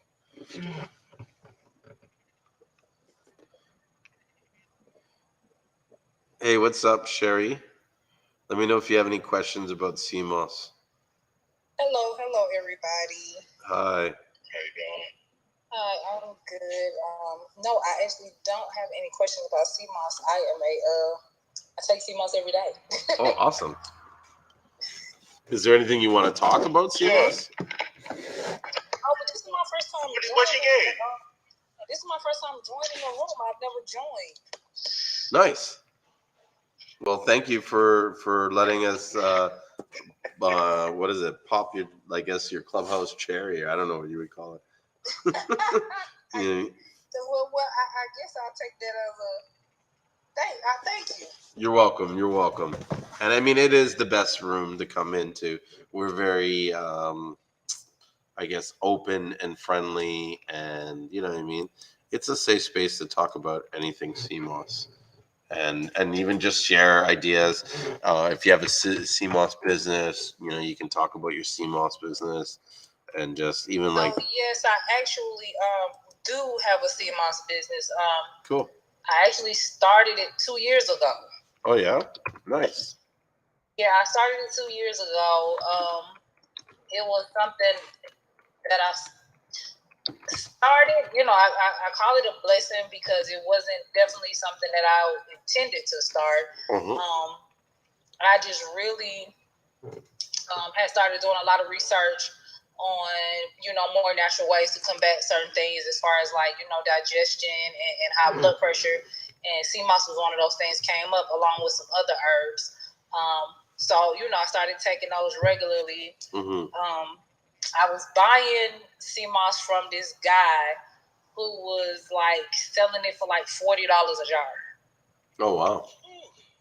And, you know, I bought it the first time because I was like, yeah, I got to have this because I really want to, you know, try it out. And, you know, I was like, yeah, but I'm not going to spend $40 a month. Yeah, but I mean, was it a good jar? Was it a good CMOS, and were you happy with the results? I mean, it was a good jar. It was a good Seamoss. I just was still just kind of like, you know, how can I go about, you know, buying it and doing it myself? Yeah. Just for my own, you know, for myself, just for me. Yeah. You know, I didn't have any intentions on making it and, you know, trying to sell to other people. I just was making it for myself. Yeah, to save money because you didn't want to spend all that money. You know, to save money, especially, you know, it was still very early on in the pandemic. Mm-hmm. And I was making it for myself. Then, you know, talking to friends, talking to family. You know, telling them how good it was. You know, just for my body. Oh, can you make me some? Can you make me some? Can you make me some? And I'm like, yeah. Yeah, no problem. I got you. No problem. And from there, it kind of was like, oh, well, can you make something for my friend? Or can you make something with this person? Okay, and I'm like, and before I knew it, I had a business. Yeah. Well, then you got to start charging money, or else it's like, you know, you can't be doing this for free. You're in the kitchen all day, you know. Right. So that's when I started. You know, I attached the price to it. Nothing, you know, nothing too astronomically high, but you know. Mm-hmm. But I still, you know, I'm all about our people being healthy. True. That's good. It was, you know, I appreciate your generosity to share that with other people. You know what I mean, and not charge them too much or try to make it affordable. Yeah, man. Julien? Yes. Can I ask a question, please? Yeah, of course. Sherry, I'm curious how you sell Seamoss in 10 seconds to someone who may not have heard about it or maybe just heard about it in person. Well, from what I've learned is a lot of people, they've either heard about it or, you know, read about it but didn't know where or how to get it, or, you know, or was kind of, you know, skeptical about getting it from a certain source because they don't know too much about it or the person who's selling it. And so just for me, you know, like I said, it started for family and friends for me. And it kind of just went word of mouth. You know, family, friends, when I was making for myself. My mom had me make some for her husband. And my sister, she started taking it when she had COVID. So I just was making it. And then people were loving the results and how well they were starting to feel just based off of that, and was sharing with other people. And it just kind of grew from there, just from their experience. But, you know, I tell people all the time, to do your own research. Don't just take my word for it. Do your own research, just as I did. I did all my own research first. I looked it up. I looked into it. I looked through different sources of people were getting it from here, there. I had some trial and errors. Got some that was way too salty one time, and that's definitely not good for a person like me who has high blood pressure and was using it to combat high blood pressure. That didn't make sense. Mm-hmm. So that's just kind of how that went for me. I found that telling people to, I also do that, but that doesn't sometimes work out too well. I think I found that I think people need a lot of information packed in a small package. Yeah, yeah, you can do that also. I did do like a little, when I started selling to more people as I would, learn more information. I ended up making my own little pamphlet with just information about, Cmos and the different minerals and all the things in it, what it's good for, the different ways you can use it. So I just made like a pamphlet, and I would attach resources in it, like websites, and people could go to the websites themselves and just look. Do it. Yeah, that's cool. That's one thing I was going to say, make a pamphlet with all the information in it. A small pamphlet. Yeah, So that was that may work well. A poster of sorts, which you could send via WhatsApp or something. Myself. And that's what people have to do. If you want to do something, you're trying to better yourself, better your health, and you're skeptical about something you're not too sure, do your own research.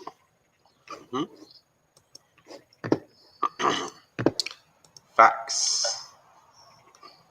The more you know, knowledge is power. Knowledge is power. I'm a firm believer in that. Totally.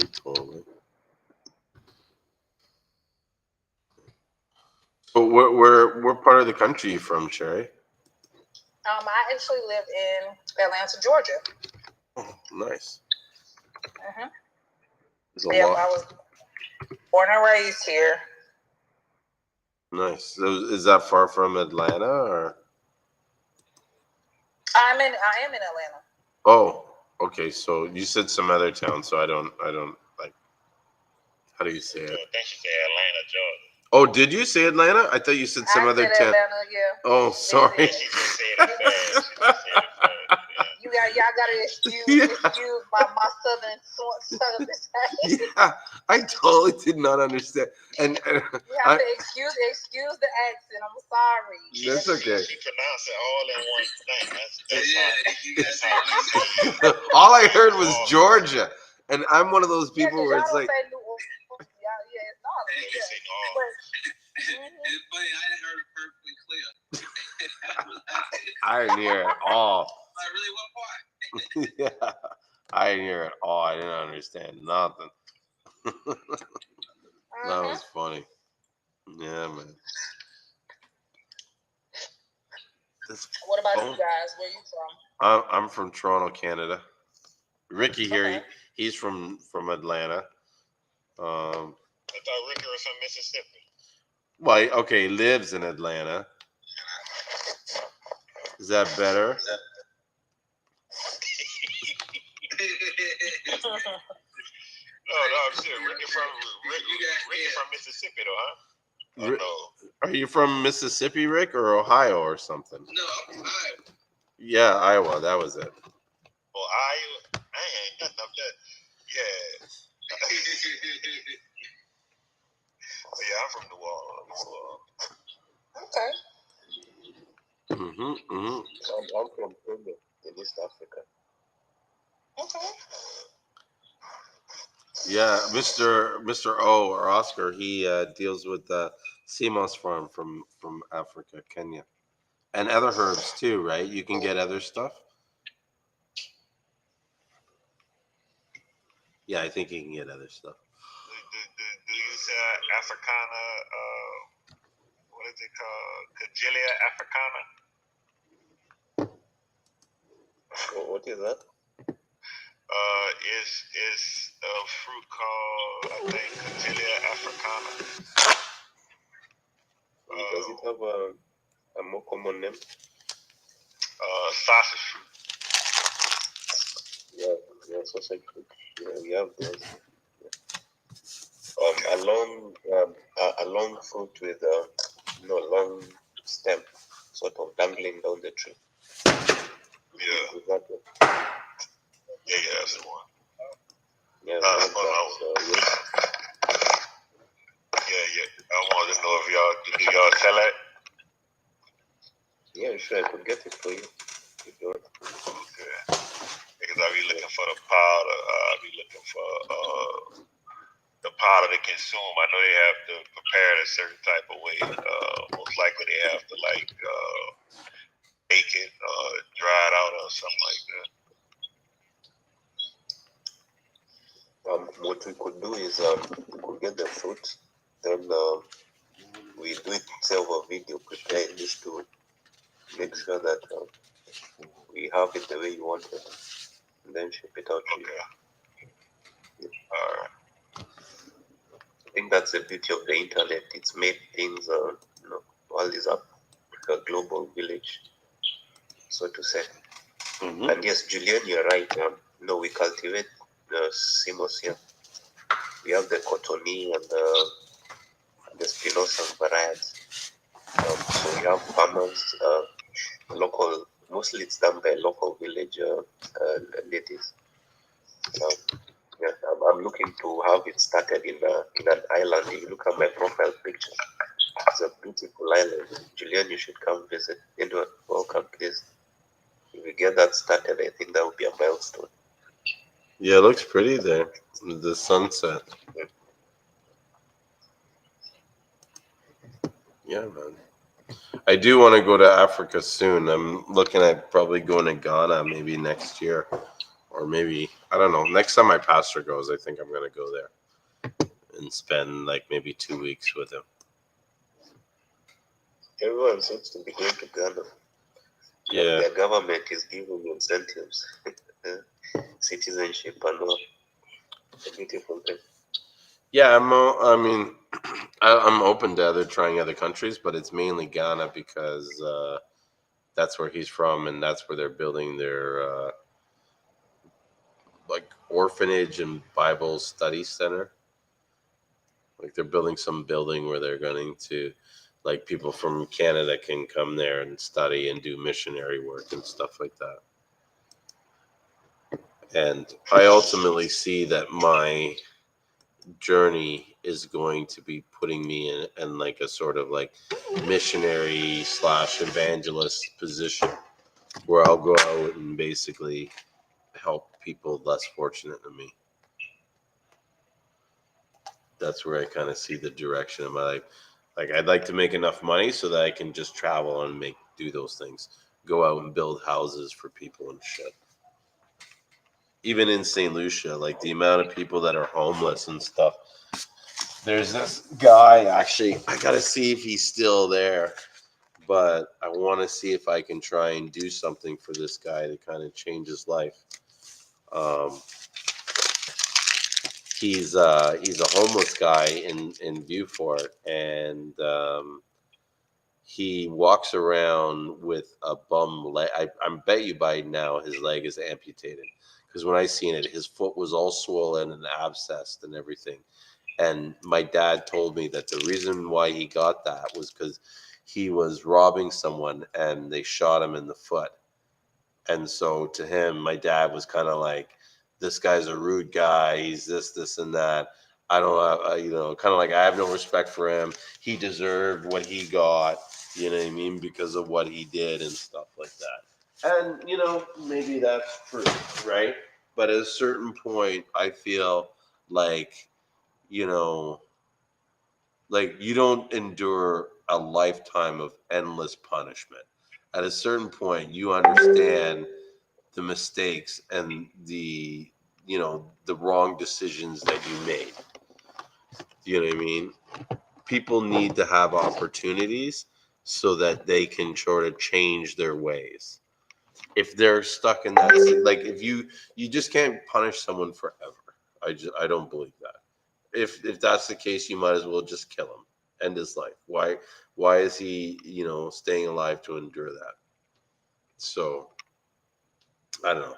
I like to see if there's a way to help the guy, whether build a home for him or I don't know. It'd probably be something like that. I can't see him. How do you say it? I wouldn't give him money or anything like that. That's something I don't do. All these pictures look cool. Yeah, that's the island. It's called Kirepo. To imagine that's the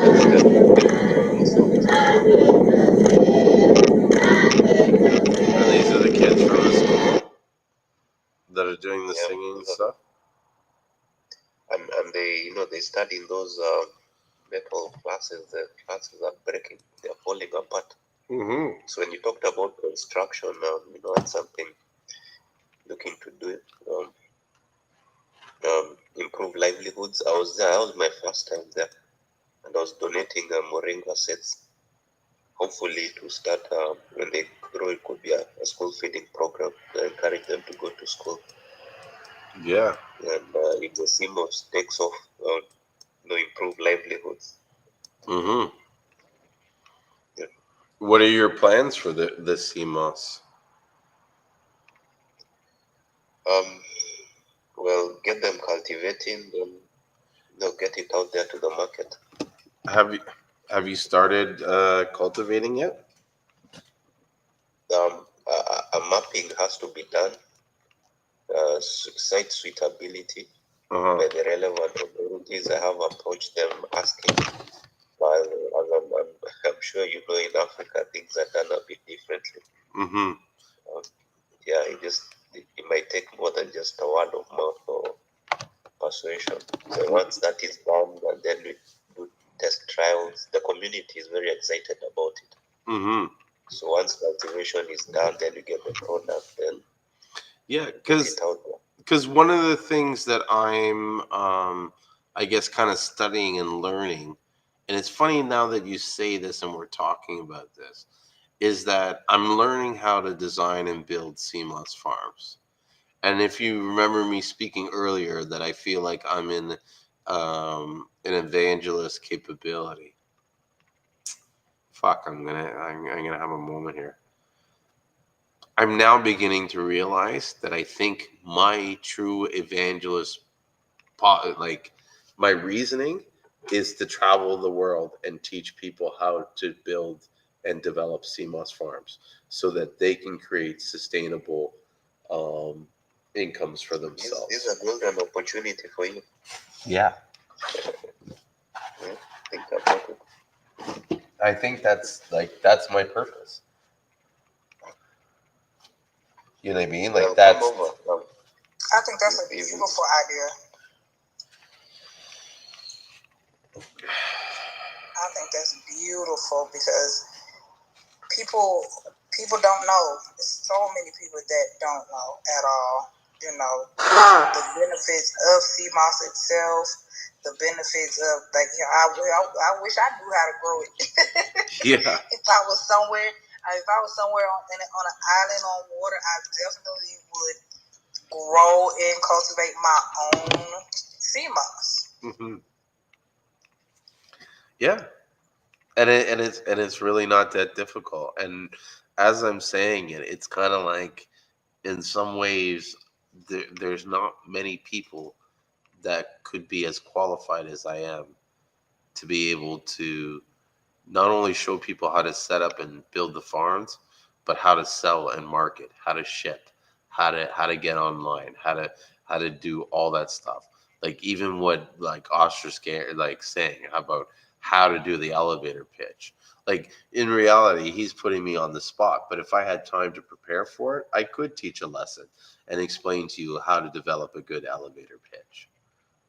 Do you know what I mean? It's really not rocket science. It's really just practice. Right? But like if you know the certain fundamentals on the sort of like the parameters of where you need to sort of stick into it's easy to quickly apply it. You know what I mean? And so I think that's something I need to focus on in the next like year or two is not only just how to build these CMOS farms, but how do I get into government's faces and start talking to them and pressure them? Because a lot of times, you know, people that are in a certain country, it's hard for them to have the sort of I don't know how to put it, but it's almost like sometimes someone coming in from another country and speaking holds more weight to a government official than someone in their own country, whether it's right or wrong.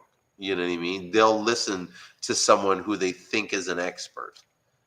You know what I mean? And if I can learn to become that expert, and if I can learn to like how to access these financing and the money, I can almost just come in and walk into a government's office and tell them this is how like, and I wouldn't feel any way to doing that. You know what I mean? To come in and be like, this is how we do it, this is how we're going, blah blah blah, and let's go. Absolutely, because like the people, you have to think the people who they think are experts started the exact same way. Mm-hmm. You know, what I mean, trial and error research. It's the same thing. You know, it's just harder for people of color. Yeah. It's just harder for us, and it's a sad reality, but it's a reality. You know, it's harder for us, but we do all. I mean, but we do things 10 times better. Like I just believe we do. Yeah, but is it really harder? Or do we okay, so let's bear in mind, okay, I'm going to make this clear. I'm not an American, and I'm beginning to realize that the experiences that Americans experience is greatly different than what I experience. I just want to put that out there. I understand that. But like in my life, I don't, a lot of the times where I saw people being upset and sort of blaming it on a racial thing, it was more about them personally. Like they weren't, you know, they didn't have the right personality, or they didn't study enough and do the work. And you know what I mean? Like life's a game. And it's like a lot of it is about knowing the rules and playing the game better. And you can't get upset if someone's playing it, you know, and they stack the chips in their favor. It's almost like we need to huddle together and stack the chips in our favor. There's nothing to say that we can't do it. But and that's true. That's true as well. Yeah. And so I get what you're saying as far as, you know, like you said, you're not an American. Mm-hmm.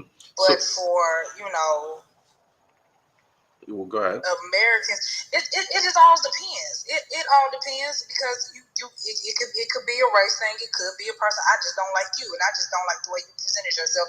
It just all depends. Mm-hmm. Because it's no different than saying, "Hey, I'm going for this job, and I'm presenting myself this way." Say, for instance, you could be doing a phone interview, and they may not know what color you are or whatever. You could be black, white, green, yellow.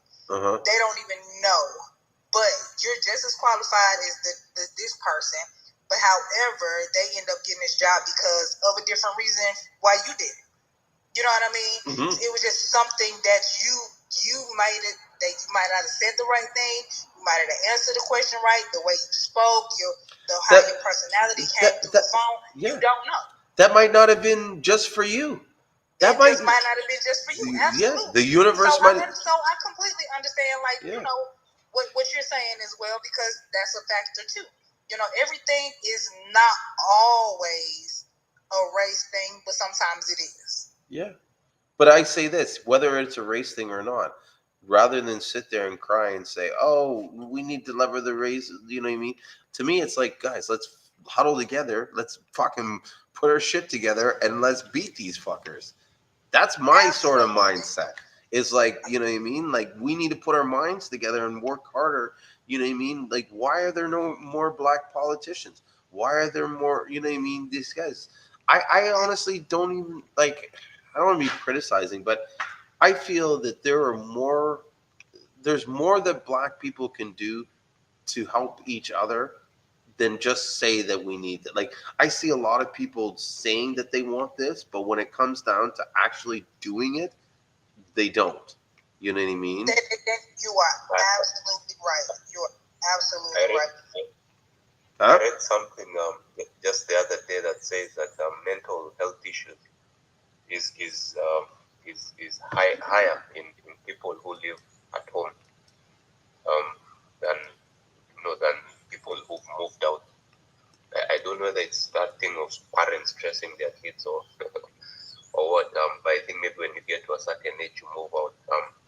Now where I'm getting with this is that sometimes we don't know how powerful we are until we get out there, or we don't know how good we have it until we explore other places. I met a room of Black Americans who sell coffee in the US, and they are looking to come to Africa, make a documentary, connect, and all that. And such experiences will broaden your scope. Show you different markets, different experiences. Maybe if people are having it, hard somewhere, seek to maybe go over and beyond, explore, and you'll come to discover you're so powerful. That resource you have, your ability to speak English, your education, as basic or as more as it is, your experiences there. When you come to places as humble as this, uplifting communities, sharing things, connections, making connections, and all that, you find that if you spend time on things like this, positivity, a lot of that negativity just fades into the background. And Julien, just to get back to what you're saying, I'll echo back your words to you. Just go out there and do it. When you're talking about getting communities, cultivating seed like this island, maybe get to a company that uses Seamoss and tell them that you have this island in Kenya or in St. Lucia where you are looking to start Seamoss, and and maybe they give you the capital to do it. You never know, and you just come and do it, and from there capital to do what? To start the Seamoss? To travel to do the Seamoss, to once you tell them that you have this thing that you have going, and even if you don't have it, if they ask you questions, what's up? Ask the questions, I'll answer. Yeah, if it's pictures, the site, everything. And maybe the best way of getting to do something is actually doing it, just like you said. Oh yeah, no. That's, I think what's going to happen is and I don't want to be trying to predict the future, but I see what will probably happen is I'll build a farm or two for either for us or for some other people that I know, like very cheaply, just to get in the foot in the door. And then I can see it as being something where people will hire me to do that. And the money that I earn from that will be repurposed to do the like, I don't want to see charity work, but to help those that aren't able to find the money to do that stuff. And so I'm not even worried about like how the money is going to happen. I know the money will present itself when the time is ready for the money to present itself. Do you know what I mean? I think I just have to do a few tasks that are in front of my face now to prove that I'm ready and I'm serious about what I'm about to embark on. Because my experience is that you're always tested a few times to show your commitment and your resolve to what you're doing. But after this moment and like what I just experienced, and you couldn't really see, like, you'll have to go back and watch on the video, like just the emotion that I went through. I know in my life that emotion that I went through verifies that what I'm saying. It's almost like I said what I said, not me saying it, but through someone spoke through me. Do you get what I'm saying? And said, like, this is what's going to happen. And it was almost like, I know that. There's almost like no doubt in my mind. It's just a matter of like, when is this stuff going to put itself together? That's wonderful. That's a wonderful feeling. Yeah, thank you. And with that, I'm gonna just, you guys are gonna have to hold on a second. I gotta quickly run in my car because I have Instagram and it keeps dying on me because I know I don't have a proper charger and I have a proper charger in my car. So if you two want to talk, you guys can talk, right? But I'm gonna be back in like 2 minutes. So, 1 sec. So you're trying to yeah, go ahead. No, after you, sorry. No, you fine. Go ahead. Do you know anything about Cmos cultivation? Have you ever seen pictures of the farms or? So I do not. So no, I do not know anything about Seamoss cultivation. I actually buy my raw from a lady who gets hers from St. Lucia. Okay, would you like to maybe see pictures of the farm? Maybe a few short videos. So yeah, she gets hers from she gets it from St. Lucia, and like it's I that was where I first got it from her, and it has been wonderful for me. Most of the people that I sell to, they like it. I did try some from Jamaica. I think I got it. Yeah, from Jamaica. Some they like it, but my customers, they didn't like that one at all. They liked the previous one, so I went back to the one that I was getting from the lady from St. Lucia. Yeah, I understand. Yeah, they didn't like it. Like I had got like a few complaints about it. They was like, yeah, it was, not as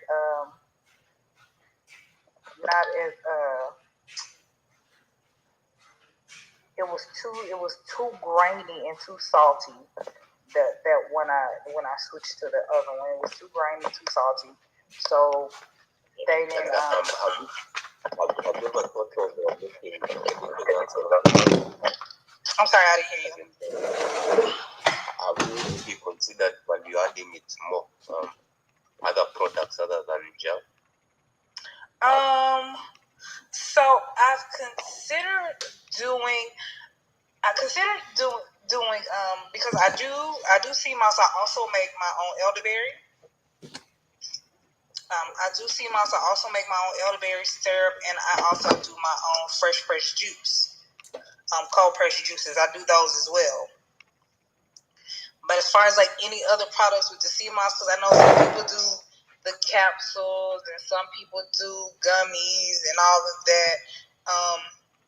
For me, with doing the gummies, I think as we all know, once you add heat to anything, you lose some of the nutritional value. And in order for you to make anything a gummy, whether you use whatever you use to make it, you're gonna have to use some heat. And I would rather have more of the nutritional value in something than to have less of it just because I don't like the texture or taste. But that's just me. But when you just like eat more gummies, then I guess so. But yeah, for me, it's just like, I would just rather do my gel because Okay. But some people prefer the gummies and they do more gummies. Yeah. I do my gels, and most people that get order from me, they do their gel, or they'll ask me can I do them some cold pressed juice and just add it to their juice. I'll do that. It just all depends. True. Because I do have some people that prefer the gummies, and I will make them gummies because that's just their preference. But it's not something that I make regularly or really advertise, just because like I said, just the fact that you have to make any type of gummy, you have to use some type of heat. and you lose some of the value, some of the nutritional value when you add heat to anything. Yeah, good point. But that, like, and that's why I kind of said the question was kind of like, oh, well, wouldn't you just do more gummies? Yeah, because if you lose some, because you can. You can. Mm-hmm. You can do more gummies. But yeah, I agree with you. To each his own. Sorry, I am going through my trying to fix my Instagram. There's a lot of follow requests. Oh, because the guy turned my account to private. So I don't know if you guys knew, but I got my account hacked. And for like the last week, there was a guy that was basically trying. Which account was that? Instagram? The Instagram account. Yeah, mine has been hacked for what? I think 6 months now. I've tried to have it closed down. Well, you know what you can do? You don't need to have it closed down. You can have it like you can take it back over. That's what I was able to do. I I tried like over and over and over and over again. I think that's some complicated system that keeps taking it back. So what happens is and this is what happened with me, and how I was able to kind of get it is you have to wait till they're sleeping, because when they're up and you try to access their account, they get a message saying someone's trying to access an account. Because I did it during the day, and all of a sudden the guy, and I was talking to him at the same time, and all of a sudden the they connected to me, and I logged in, and then as soon as I logged in, dude had he logged right back in, and then he kicked me out, which was like crazy. I was like, how did he do it? And that's where I figured out, okay, well, if he's up, that's how he can do it. Because I think they use these like computer bots or whatever. Because the guy was fast, like he was just like, you know what I mean? And then boom, bam, and all of a sudden, you know, they were they kicked me out. Like it was pretty crazy. So I don't mind having mine closed. I only wish I knew how. I've tried reaching out to Instagram, but don't close it down. So. Mm-hmm. Yeah, that sucks.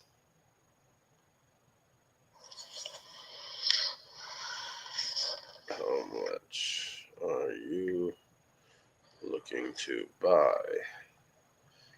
I think the one way too about making sales is you almost have to always be available. You know what I mean?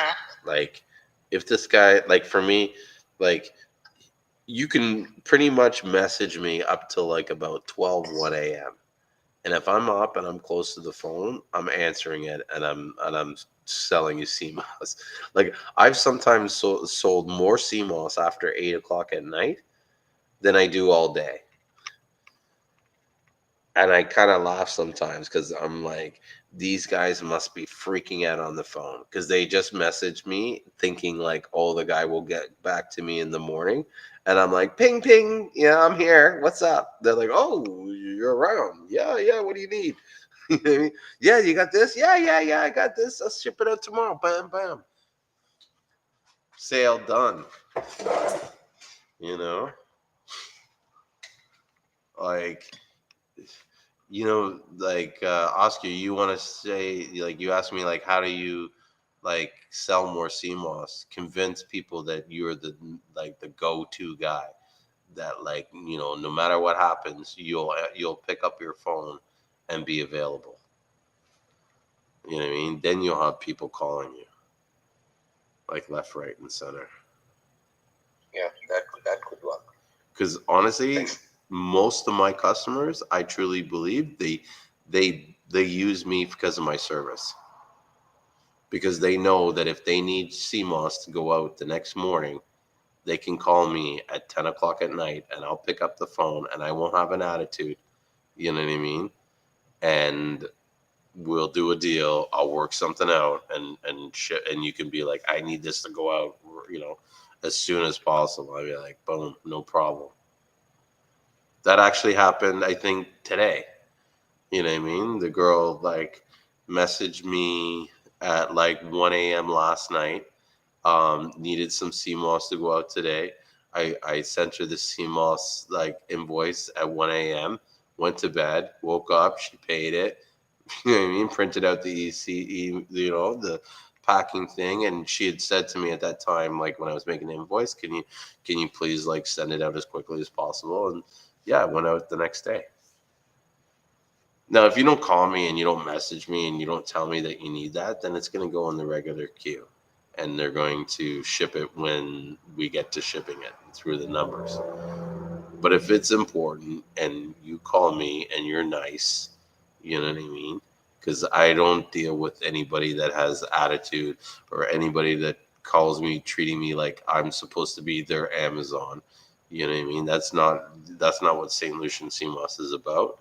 And yeah, you come, you're nice to me, then I'll take care of you. But I won't deal with customers that have this like rude, self-entitled attitude. Like you go boy and come fetch this for me. That you can buy your Seamoss from someone else. And as mean as like what? You could make a joke out of it, lighten up the situation if they call you the attitude, and play about it. I think every customer is important, and everyone has space in this world, no matter how they present themselves. You have a point. I agree, but this is something that I've kind of learned in my business, and just not just in Seamoss, but in like as I work as a real estate agent, right? I deal with like in Toronto, the average home is about $1 million, and so I make about 2.5% on a sale. So to give you an idea, that's like about $35,000 I make from selling a house. Now, I've turned down a lot of business because I don't want to work in a situation where I'm not happy. You know what I mean? I don't want to work for people that make me like wish that I wasn't doing the job that I'm doing. I like my job. I like what I'm doing. And so I remember when I was first a realtor, I had a friend that was a realtor, and she was talking to me, and she was telling me this story. And I can't remember the exact story, but in some ways, I was kind of like, "Well, why didn't you do this? Why didn't you try to do the, trying to like, cater to the client?" And she said, based on the way that person's interaction is, I felt like it wasn't going to be a good experience. And she's like, at the end of the day, I'm not coming to work to beg people to work with me. I'm coming to work with people that are ready to high five me and say, yes, so and so, I believe in you. Let's go. Let's do it. You know what I mean? And so I pick and choose who I work with. You know what I mean? There are some people where, like, I'll say this. If someone ever comes to you and says, Julian's an asshole and Julian's doing this, know that I did not want to do business with them. And that's why I was an asshole. Do you know what I mean? Like, I would rather be rude to someone and have them not do business with me than to suffer and deal with their torture as they put me in this position where I want to scream at them and I can't because they're the customer. Well, when I grow up, I really want to be like you. I think, But this is the thing. You can be like me if you want. You know what I mean? And it's not to say that I'm pardon? I'm saying I think with markets, I am in rural Africa, and things are a bit maybe different here than in the West. Here, every coin counts. I myself am a small scale farmer, and I'm all about seaweed. I make seaweed fertilizer, and now I have this great which are trying to get people to cultivate it. Mm-hmm. I also sell a cultivated bit. And business is hard to come by. You could make one sale in 1, 2, 3 months. So, well, I really wish I had the luxury of, vetting the customers or thinking about the emotion. Some people will give you a prize. You really wonder whether they know what you went through to, but sometimes you take a hit just to, establish a relationship. Sometimes, but eventually, I'm sure as things go by and things look up, I bet I'll get to where you are. I'd like to say, thank you for being you and and showing us there's light at the end of the tunnel. But here's the thing. It's probably how, and I don't mean to say this rude, but I'm being brutally honest. It's probably how you're doing business that is creating that environment. Do you know what I mean? It's maybe how, like, and I'd have to, like, we'd have to sit down and look at what you are. Like, I'd have to look at the whole scene, and I could see maybe, where you could probably do things differently than what it was. Take for example, selling in Saint Lucia. What we do at Saint Lucia and Seamoss, no one was doing before. Do you know what I mean? And in fact, it was incredibly hard for them to sell their Seamoss because unless you were selling, say, over 100 pounds or 500 pounds, most buyers weren't coming to buy off you because it wasn't, cost effective. No one from North America is going directly to a Seamoss farmer and buying 1 pound. It's just too expensive. Do you know what I mean? And so in those situations, those guys, they need to cultivate every sale that they have because the way the market is and the way the market is being sort of presented to them, that's what they have to do. But what we did was we looked at the market and said, listen, how do we do this differently so that we can maximize? Do you know what I mean? Like, you can sit there and say, this is how the market is. Or you can sit there and say, what do I need to change the market in order to make it the way I want it? Like, how much time are you spending thinking about that? Because if you spent enough time thinking about that, you would get the answer to that question. Yeah, you have golden points there. And I agree with you. 100%. If you do the same thing expecting different results, they call that insanity. So, yeah, thank you for that. Yeah. There's some work that needs to be done, definitely. Yeah. Like you said. Well, and it's platforms like this, conversations like this that open up the mind.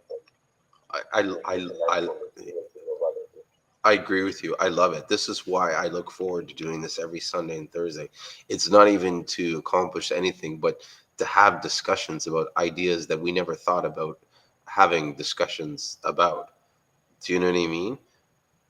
And to plant seed. Like, I truly believe that one of my gifts from God is my gift to be able to plant seeds into people's minds. And so you'll notice that if you spend enough time with me and we talk, you will start getting all these crazy ideas out of nowhere as I question and probe and kind of be like, oh, well, have you thought about this or this and that? Or, maybe you need to look at it this perspective. That's the kind of gift that God's given me. And I feel like part of me sharing this, like part of me doing this platform is so that I can share that gift with people to help inspire them and to help them realize that, a lot of this shit is in your head. Like, bro, we started St. Lucian Seamoss with $2,000 Canadian that I got from a stimulus check because I was stuck down there and I had no money.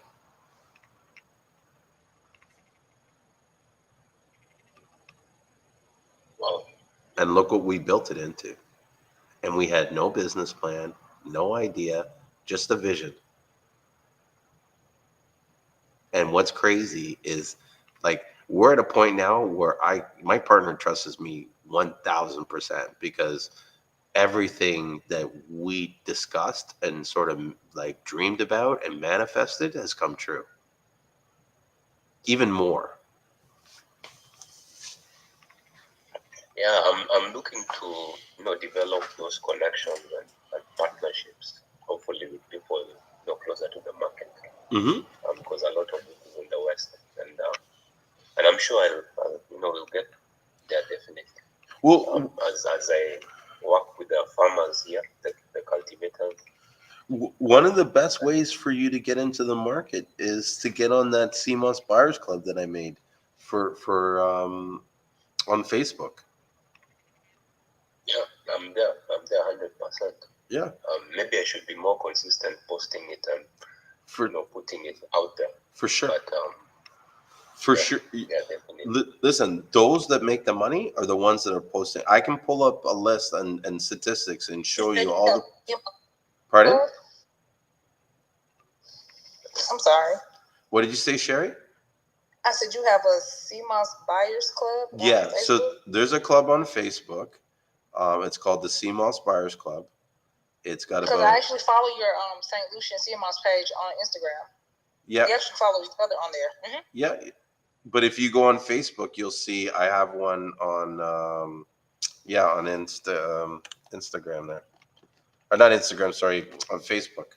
So it's a connected to my Facebook company page, and it's a group there. That's one thing I think a lot of people don't even notice or realize is that most of my customers or most of the ads that I'm advertising to, when they find my page, at some point or another, they find that group.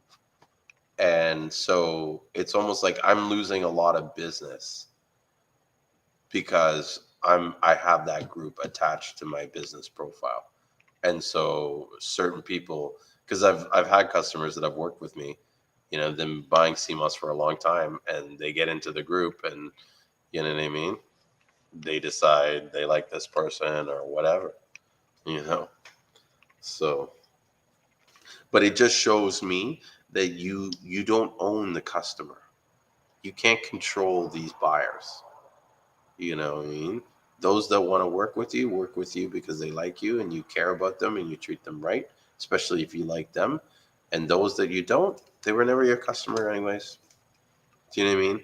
And so I feel like you need to decide who is the type of customer that makes you the most happiest. Because if you're going to focus on anybody, you should be focusing on the people that are going to make you like your job and come, like want to wake up consistently every day. If you had to work in an environment where you were like working at McDonald's, where every third person came up to you and was yelling at you like, oh, you messed up my order, and oh, you screwed this up, and oh, you can't get anything right. Like, how long would you run that business? Think about that. Would you really run it for a long time? You'd hate it after a while. You'd get sick of, these people talking to you, and, I don't know. That's kind of my view. I'm going to get back on the Instagram now that I had my phone charged for a little bit.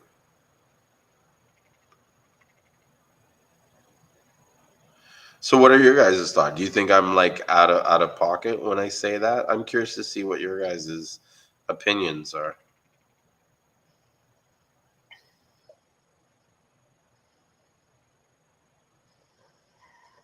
Okay, I was listening, but I was also trying to find the Seamoss Buyers Club. But so I did find it. But I definitely can agree with you as far as like with what you were saying about the customers, because customers are going to gravitate towards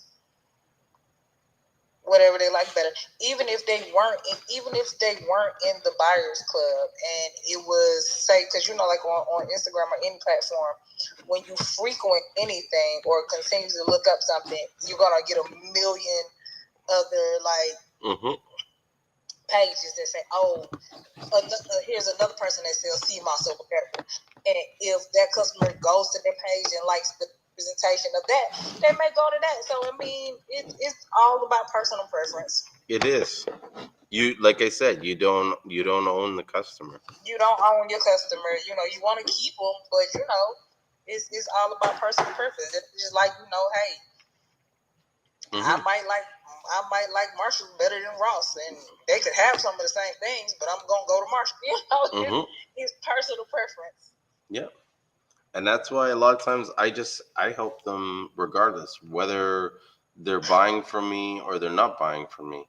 Because one, you never know if they're going to change their mind and like you more than they like the other person.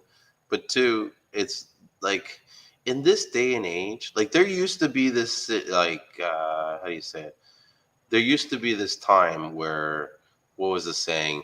The game is to be sold, not to be told. Right? I agree with that, because in order to get the education, you had to work for it. But we have the internet now. We have Google. That information is everywhere, and it is extremely easy to obtain. And so, at least for me, how I see it, I would rather that person get the information from me and be happy that I shared that with them, than for me to know that I turned them down and been like, you're on your own. You know what I mean? Like I've been in that situation where, you know what I mean, you don't know where to start, or you don't know how to speak. And you know what I mean? Even with like Oscar was asking how to start the pitch. I've been in that situation and had to ask people and had people turn me down and stuff like that. You know what I mean? Like I totally agree with you on that. Because, you know, for me, I'm kind of the same. I'm like, you know, hey, whether you buy it from me or not, I'm just glad you got some. Yeah. Exactly. Yeah, like, hey, did you get it? Whether you got it from me? Oh, you did? Great, man. You're gonna love how you feel after you start taking it. You know, I'm just glad that, you know, people are, you know, enlightening themselves about Seamoss and the benefits of it, you know, and trying to heal their bodies in a natural way. Like, I'm just grateful of that. Definitely. So Michelle said something earlier about Dr. Sebi. I'm not sure what she meant about that. Maybe we were talking about so many different things. I checked this. Clubhouse has so much features now. Like you can chat in the background, you can direct message people, you can clip audios and share that, and there's replays now, and there's some it's like, you know. But hey Michelle, yeah, I know you came here earlier. I was wondering if you had any questions or anything you wanted to talk about Seamoss, because I love to give everybody, I guess, an open opportunity to share what's on their mind.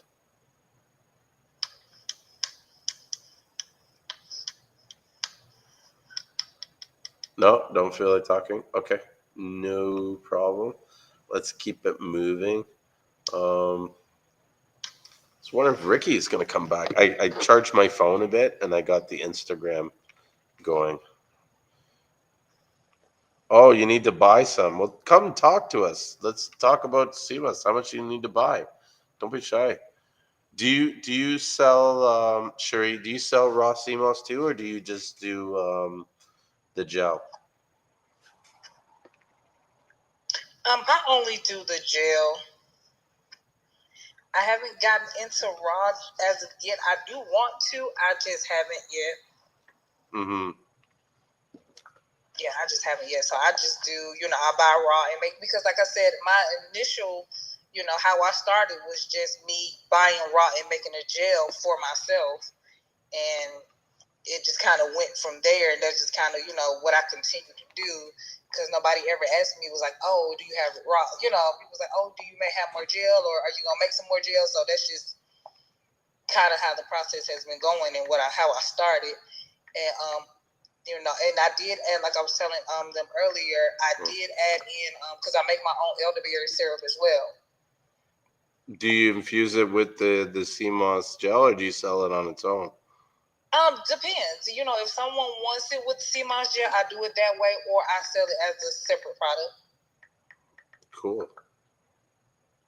Yeah, so, you know, it just all depends on the person. people want just the elderberry syrup itself, and I'll sell that, or they want it with their Seamoss, or I do cold pressed juices as well, and some people will want the Seamoss in their juice, or they'll want elderberry in their juice. It just all depends. Whatever the customer wants. Yeah, that's how it is. You got to help the customer. Yeah. And give them what they want. Sort of. I need to get a new phone, like what do they call it? Stand. What happened? Something happened with my TV. That was weird. Okay. I wonder if there's like a ghost. I'm like looking at the TV and like out of nowhere it just kind of started messing up. Or did it turn off? It was like it turned off and turned back on. That's weird. I wonder if there's like a ghost in here. Bad energies. Seriously, it was like almost like a power outage. It felt not like. Claiming that. Not in this room. No bad energy. No bad energy for sure.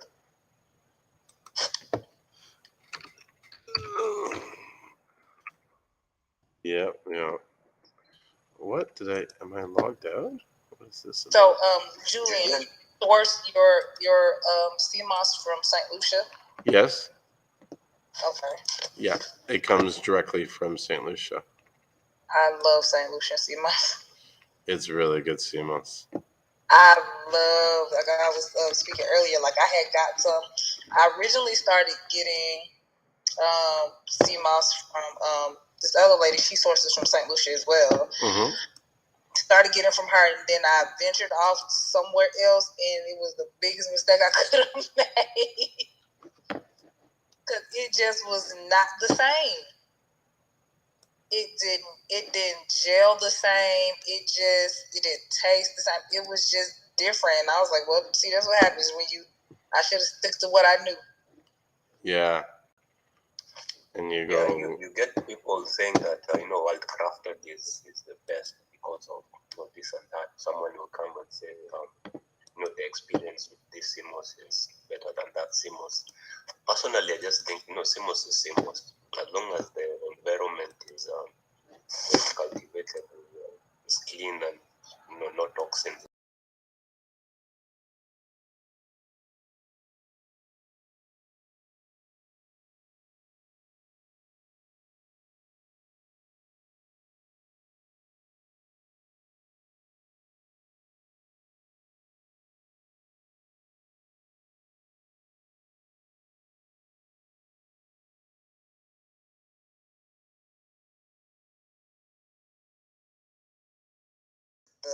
The same, and I was like, yeah, I'm not a fan of that other one. And I just didn't like it. Like I didn't. But I understand it's human nature to stick to what works. Why would you want to change something that works? Yeah, because in the beginning when I was just doing it and making it for myself, like I just was, I just would buy. Like I bought it from one place, and then I found someone locally that had it, and I got it here locally. But I shouldn't have, because I was I can just doing it and making it for myself. Like I just was convenient, and it was just convenient because it was in a little market that I was in. I was like, I can just grab it. But then went home and tried to make it. It did not, it didn't swell up like it. Once you soak it, it didn't swell up. It just kind of was like there. And it was just like super, super sandy, super salty. And it just wasn't. Yeah, it wasn't what I had been used to from getting it from the other place that sources from St. Lucia. Julien, I have a question for you. Hair loss. I'm watching you on Facebook. Have you ever tried Seamoss on your head just to see? Yes. And I did find that it started new growth in my hair. So my only sort of regret is that I didn't continue the test and keep trying to see if it grew more. but I tried it for like about 5 days, and I found noticeable improvement where it was like in certain areas here there was like I guess what I would call peach fuzz starting to grow, where it was completely before just there was no hair there at all, and then one or two sort of like Homer starter strands would come out, and so I started that. But I think in addition to Seamoss, you need to add stuff like not moringa, but castor oil. But there's something about the sea moss that when it gets into your scalp and your skin, it almost like softens your skin so that the hair follicles can start to peep out and pour out of your skin. I don't know if I'm explaining it right, but that's what I kind of noticed. That could be a whole new market right there. Mm-hmm. Before and after pictures. Or you could even come up with a product that's just easy to apply, mixing the castor oil and the Seamoss, and maybe getting a consistency that is like a paste that doesn't peel off or something, and you're on to business. Yeah. Well, I know there is sort of what's the word I'm looking for? There's potential there because my aunt has alopecia, and she took I gave her some purple sea moss for her to take, and she was taking it internally, like taking it as a gel, and she started seeing results on her head. And I remember, I'll never forget when I called her. I was like, "Oh, how's the results going?" And she was like, "Great! Oh, this is awesome! Thank you so much for it." Mind you, now that I say this, I'm going to give her a call because she hasn't called me for a re-up, and I'm like, "You better not be cheating on me." That's my aunt. But anyways, getting back to what I was saying, she was like all like enthusiastic, and she was like, "Yeah, it is great. You know, my hair's already started growing back and stuff like that." And I'm like, "Okay, well, how long do you leave it on your scalp?" And she's like, "What?" And I'm like, "You're not putting it on your scalp?" She's like, "I'm supposed to put it on my scalp?" Like one of those comments, you know. And I'm like, "Well, what are you doing?" She says, "No, I'm just eating it like a gel. I thought that's how you take it." I said, "She's like, I didn't know you could put it on your scalp." And I'm like, "Yeah, of course you can put it on your scalp." And so I think from I haven't checked back with her since I said she could put it on her scalp. So I'm curious to see if that is something that she did. You know.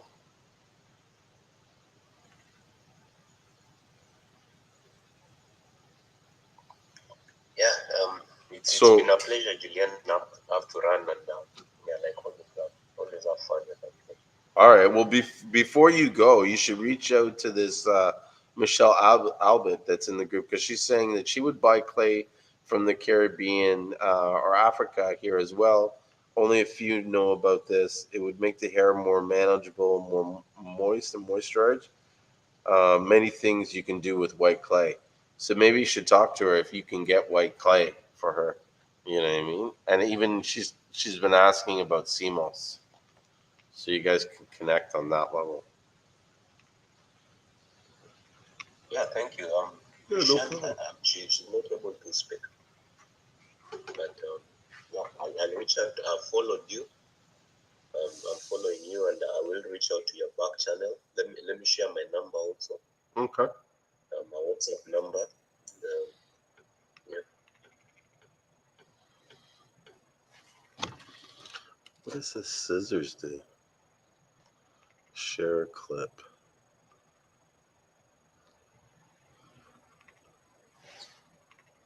I'm gonna find when there's a good clip to share, and I'll go back to that. Because that's one thing I don't do that I should do is be sharing a clip on Facebook. I can't believe I got my Instagram back. Oh my gosh. I'm yeah. Like you don't understand. Like it was stressing.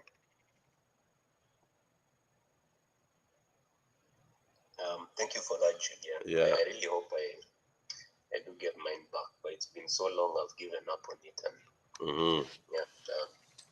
So Sorry, go ahead. Finish what you were going to say. I have to dash off. Okay. No, just expressing my gratitude for you holding space, always being consistent. You're one of the most patient people I know.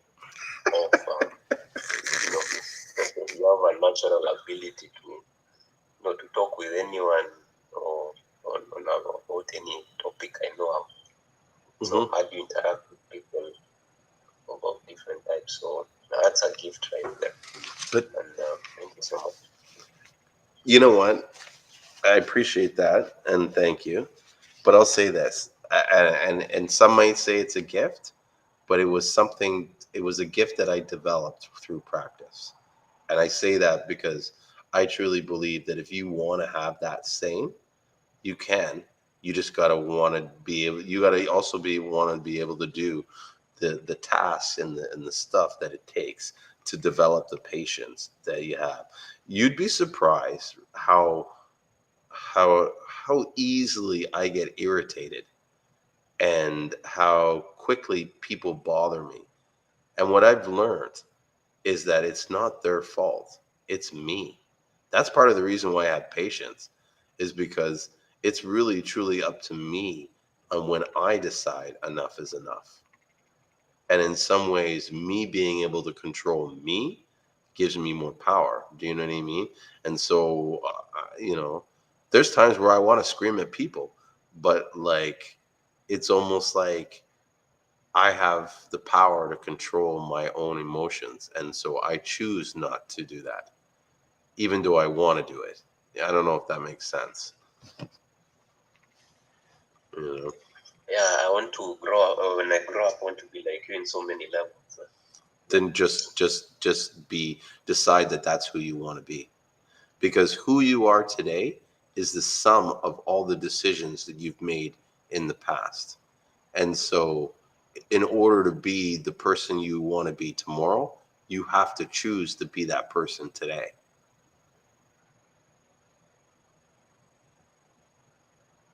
Right? Oh, he's gone.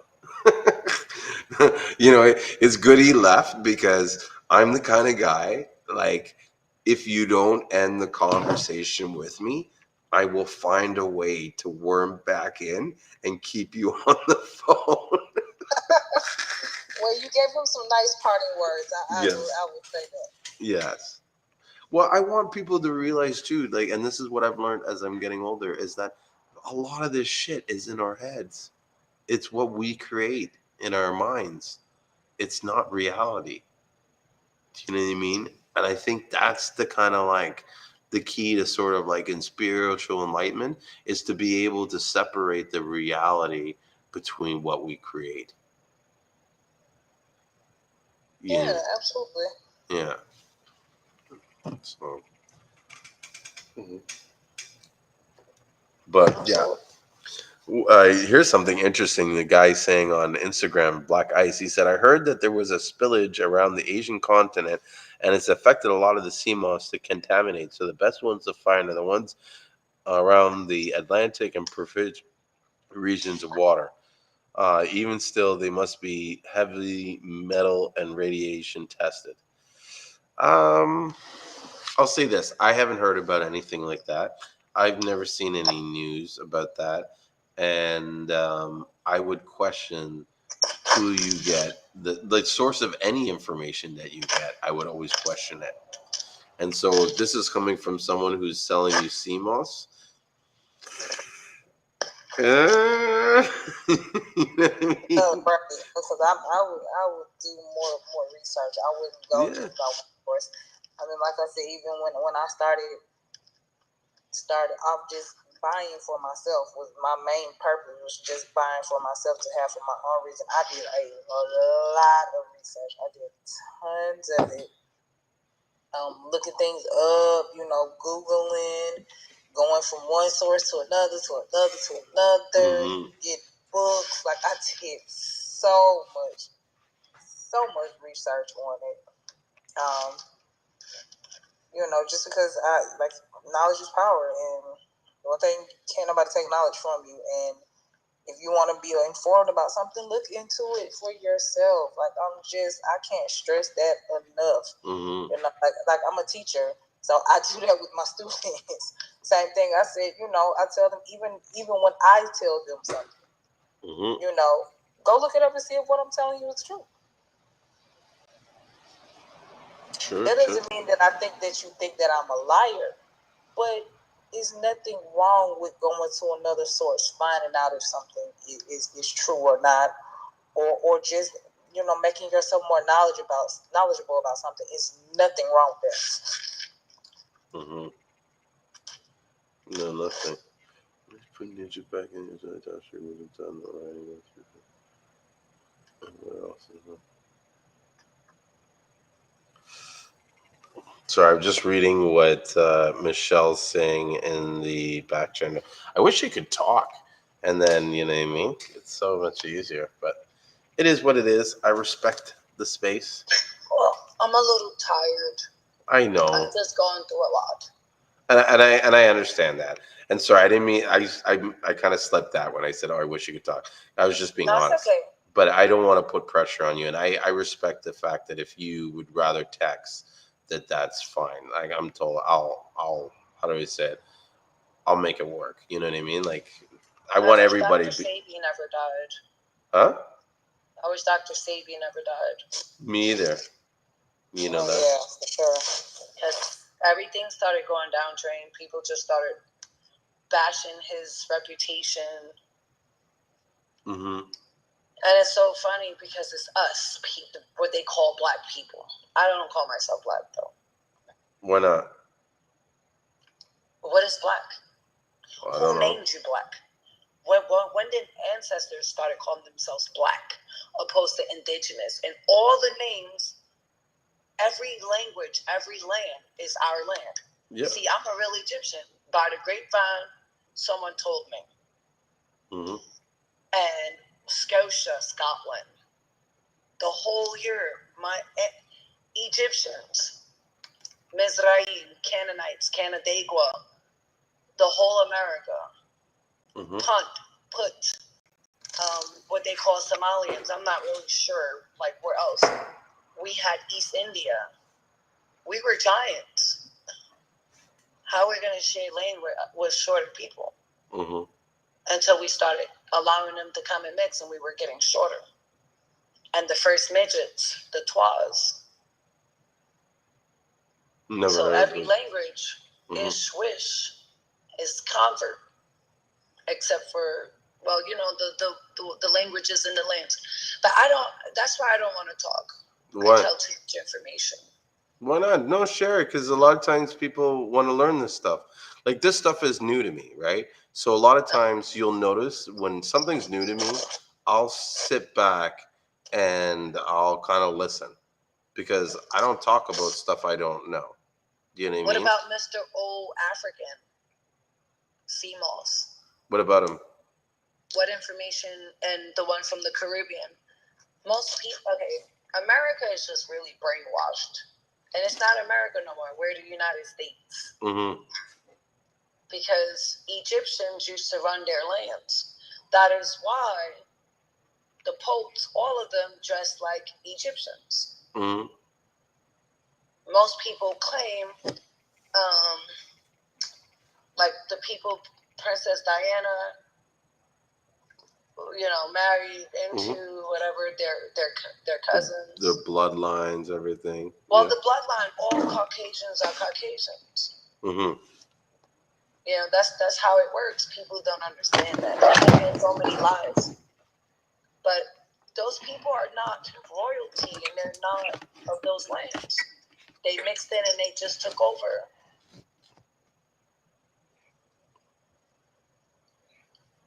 Those were Egyptians in that land.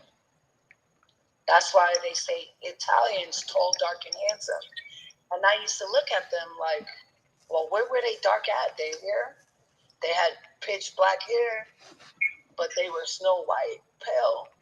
I used to look at them like where? Where were they tall, dark? I was like, well, maybe it's their eyes and they hair. Mm-hmm. But It's so much information, but it's still there. Etruscans. I might be spelling it. Pronouncing it wrong. Etruscans? What are those? Etruscans and Macedonians. They were Egyptians. The tall people, the giants, Cushites, Punt. So Canada. Stanfield here said, what about the vibrations of energy? Yeah, you can go by that too. Sometimes I recognize people, like right now my vision is bad because I don't know, whatever, I'm like stuck in this town and I don't want to be here. There's nothing here for brown skinned people. There's no health. I've been bleeding to death. It's just so much going on. I've been smoking entirely too much, and I'm defeated in my voice and everything. My mother died since I've been here because I stopped visiting her because I wanted to save money. That's when she got sick. I'm sorry to hear that. Where are you now? I'm sorry. Where are you now? Where? Geneva, New York. Okay. And for the life of me, I can't meet. I only want to hang out with guys. I got my reasons. They want to get with me. What? Well, just the way you said, I got my reason. I'm sure you do. Yeah, I'm sure you probably understand what I'm saying. Hey, such is life. We all have needs. No, not that. Oh.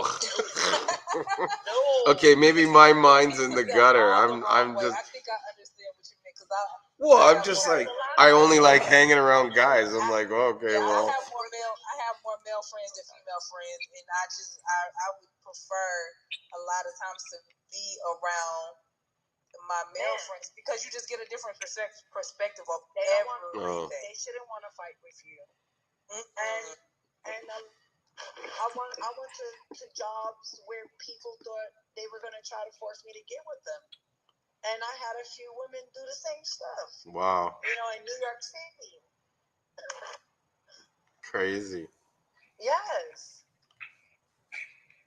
Like you doing that to the wrong person because I'm not. I don't care. I can be dying. I'm not going to give in. No. You should protect your energy. Yes, but I'm a clay eater, and I want to put it in my hair and on my face. And a clay eater? What do you mean? Like you actually eat the clay? Yeah, Mr. Old African Seamoss, he should know about that. Really? He's from Kenya. Is that a big thing in Kenya? They eat clay? I've seen someone where they make mud patties. Here, the natives. Huh? The natives here used to do that. Well, I remember I watched a documentary where they were talking about how these guys made patties out of mud, and that was like some of this certain village they had no food to eat, and so they had to make. You mean Haitians? The cookies? Yes, that's it. That's it. The mud cookies. The only thing I don't like about that is they add, regular table salt, and they add regular vegetable oil, which is both poisonous. And then they also add dirty water, from what I hear. That water it doesn't matter. Contaminated water or whatever? Yeah. The water that's accessible to them. So, natives, what I don't know what they called themselves before natives. Okay. But those people used to eat clay. I'm sure some of them still do. They're defeated. Wow.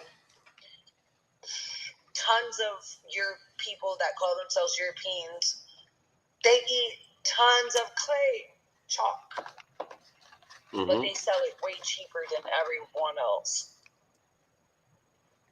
And in India, everywhere, they sell clay.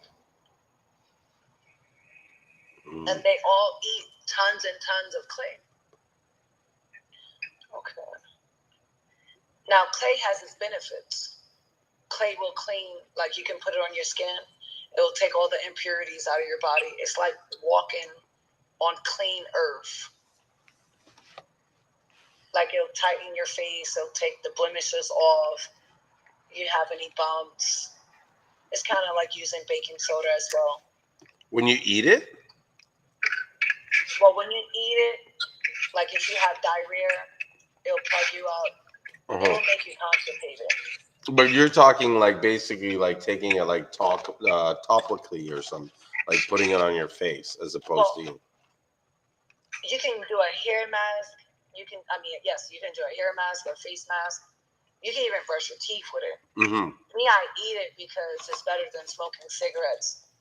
And then I picked up a really nasty habit, which you probably think like, wow, this girl's crazy.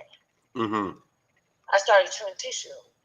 I have no shame in what I've done because I had excuses. Okay. You remind me of there's this show that I'm trying to. Eating.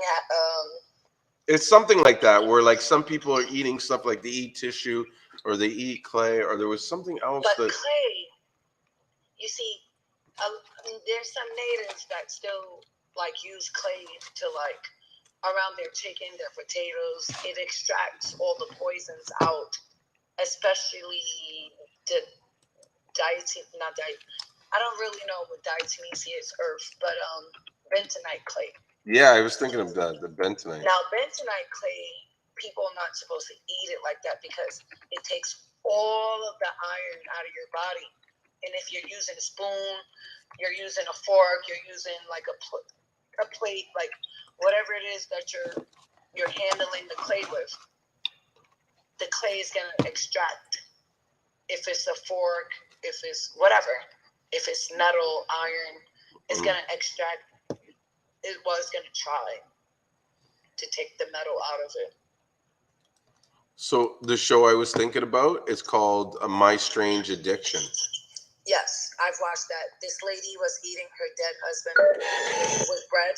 Yeah, yeah, with the.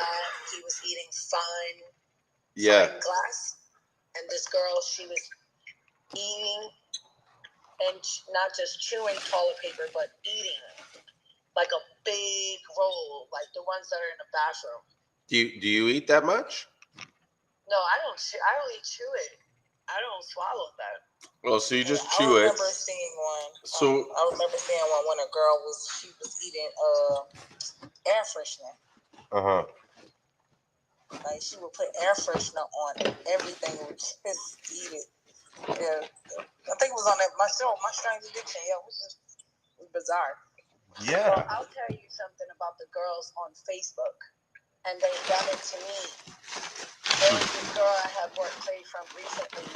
She put soap on my clay, and I couldn't understand, like, with my problems. Like, why would you not ask me, my fibroids, and like, I wouldn't do that to myself. Mm-hmm. Why would she? She sold me clay and put soap or detergent in it or near it, so close. Clay absorbs everything. Do anything. It absorbs the taste and the smell. Yeah. And I rinsed it off. I could not rinse that soap out. And she would not give me my $40-something back. How much did she charge you for the clay? 40. I'm telling you, they're making money. Yeah, man. How much clay did you get for $40? I don't remember. And like, was this? These people are money hungry. For real? They're money driven. So, but I'm just curious now. Was this like clay that they bought from a thing, or did they make this clay, or did they go and just? Some people go digging. They dig it up. So this is like brown clay. All colors, all textures. Wow. Look, you can start looking up videos. Like, there's clay pits, there's clay quarries. I don't know. I can't think right now. There's clay mountains. There's clay down south, North Carolina. There's clay here, but most people live and they just trying to save up everything. That's wild, yo. But these people make a lot of money. Picture selling clay to the clay sellers, not to individuals. And selling it for $500 plus a bag. If you're living closer to them, you can drive a little bit halfway to them, and they come and pick it up halfway, and you can make like $2,000 from clay alone. That's like crazy. 4 different clay sellers. I thought about doing that, but I still don't know how to drive, or else I would have been out of this town. Yeah, you would have been gone. So how much do people spend on clay per week? Listen, these people have jobs. Like at one point, I heard $1,000-something. I was like, damn. I was like, they need to send me some clay, but I don't beg nobody for nothing. No, man, you can't be begging for clay. Because in reality, you could just go out and get your own clay. Well, no, I have to go all the way to Brooklyn. Why Brooklyn? Because these people out here don't, like, there's no African stores all the way to Rochester. And even in Brooklyn, and like, they're starting to copy off of the other clay prices. They're going up. Clay's supposed to be $2 to $5 a pound. But they're charging way more. In Europe, I just bought like $120-something worth of clay from this lady.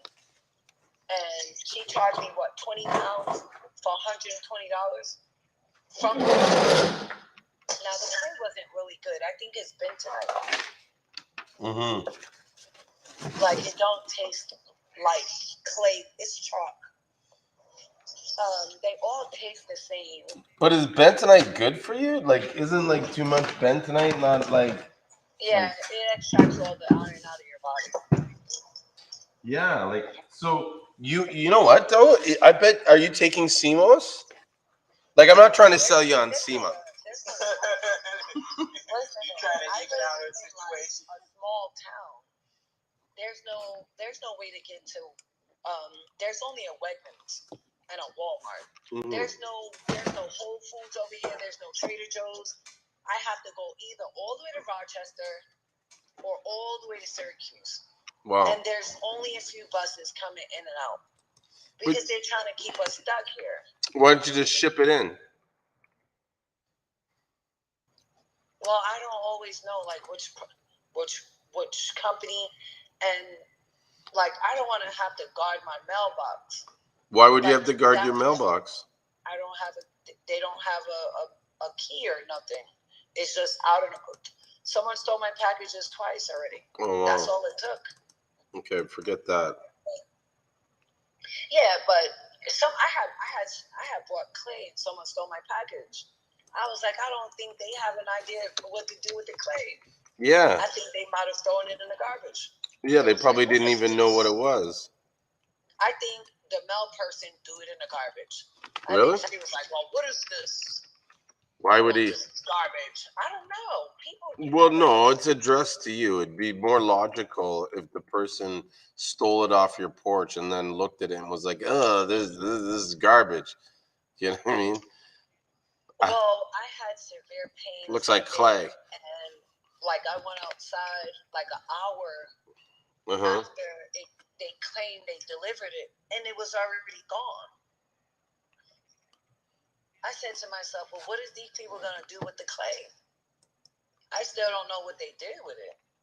Yeah. And then I bought like these matches things, like 10 of them. You flick it. When you take it out, you can hold it underwater, and it won't go out. Once you put it back in, that's when it goes out. It's like a wax match or something like that. I don't remember what it's called, but I have it on my eBay. I had 10 of them, and they stole every single 10 of them. And the funny part is, if I had on glasses, I would have seen exactly who was at the mailbox. I passed by, I'm looking, I can't see shit. Sorry. I'm not even upset. I was upset, but not upset. Hey, Julien, what is the price? Well, yeah. I understand. But out here, I'm never gonna have like the type of support, even from family, that I need, that I want. Even if I'm willing to pay them, no one is willing to help me move out of here. They all want me to stay stuck here, which is so weird and sick. Why do you think they want you to stay? Maybe it's just they don't have an option or know what to offer you. Well, these companies that's supposed to help people find apartments and stuff like that, because I have what they call mental health. Yeah. Okay, and I know the difference. I don't want to go into details with you. I don't want to tell people nothing of what I'm dealing with. It's best that I just don't talk about it at all. That's fine. So, it's a company that's supposed to help. They all, and my brother, think that I should stay here. Why? Dwindle and die? Why? I got all this beautiful melanin. You know how long I'm supposed to live? I'm far from dumb. I was a little dumb, smart child. I kept myself dumb so that I will not. I don't know. We're gonna leave it at that. I knew a lot of stuff, but I just was afraid to know it. You know, nobody is born dumb. No. Children, because you're so innocent, you're so much smarter. People don't know that. But I have too much knowledge and nothing to do with it. That must be driving you crazy. Yes, and you cannot tell there is brown skinned people living here, and I'm living here. I don't call myself black. You know, black means death. It means that you're not a citizen. But a lot of us are nationals. You know, there's so much stuff. Like, does anybody know about the Moors? Yeah, a little bit. They call themselves more rich. You know, they know what ish means. Ish means converts. I didn't know that. But they're claiming that they're the original Moors. And then they're subscribing to Moabites. I'm not going to tell you who the Moabites are. But I'll tell you one thing. They're not on our side. You tell me what other group that is on our side. I don't know. Exactly. Who's in Africa right now taking over Africa?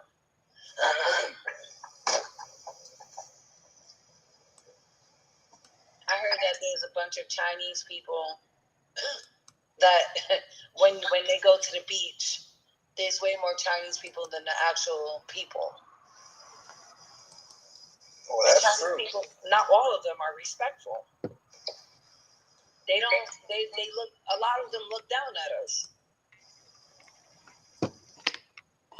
True. But there's so much information that is in the Bible.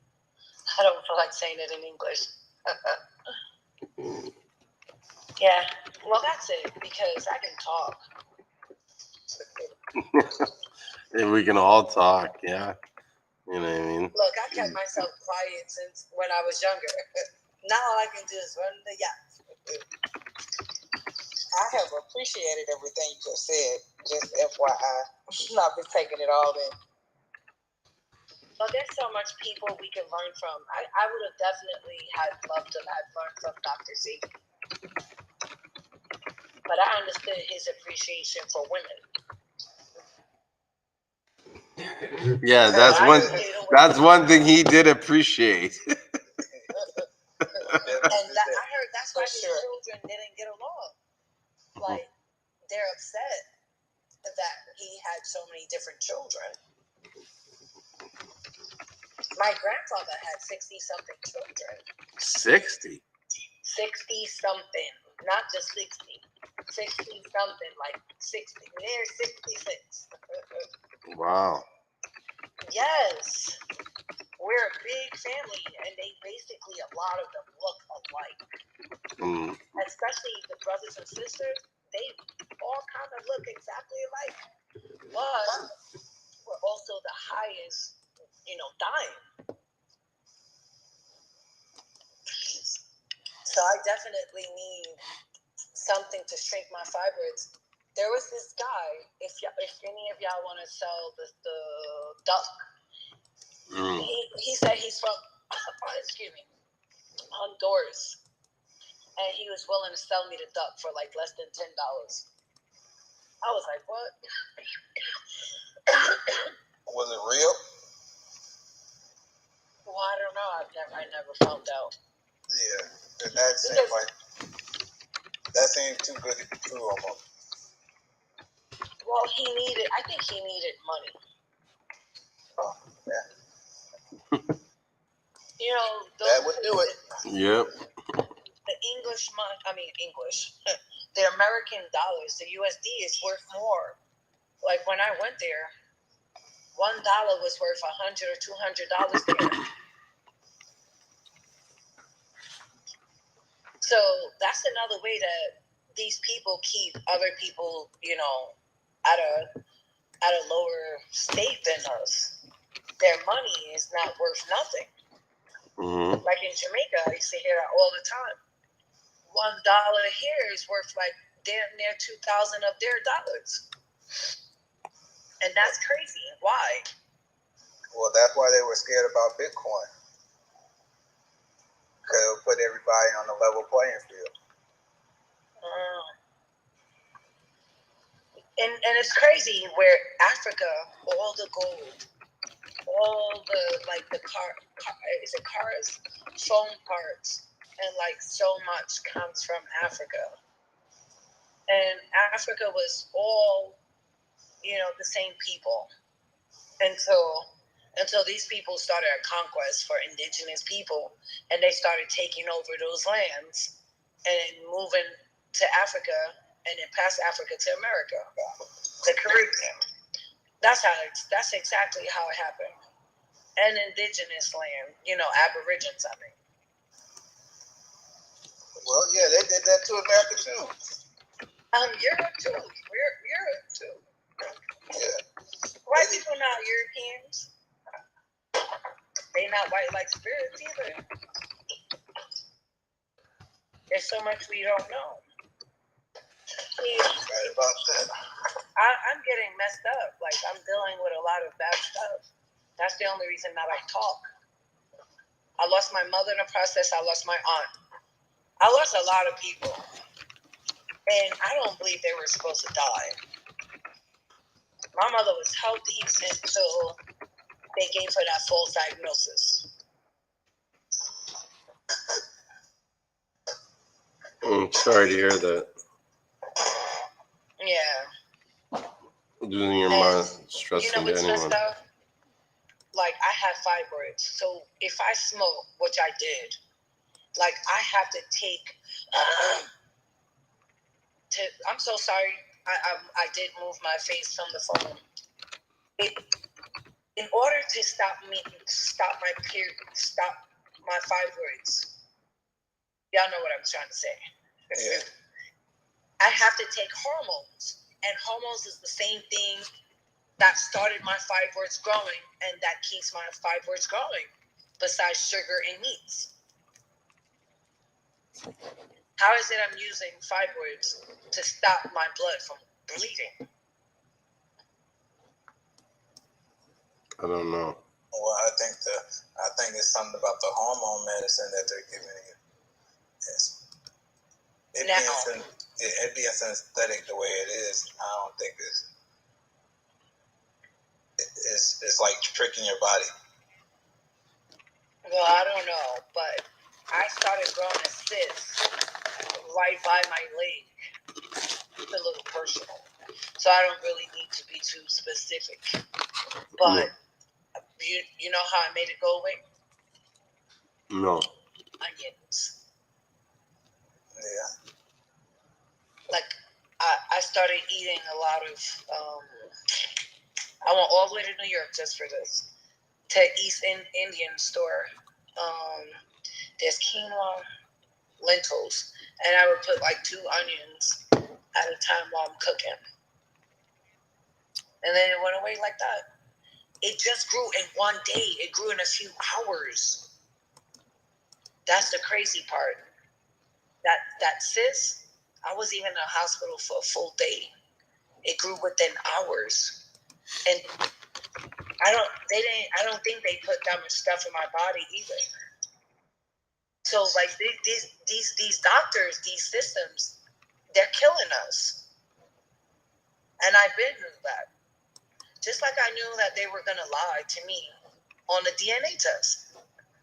I have so much to talk about, like damn, I will never shut up. You ever heard of that disc?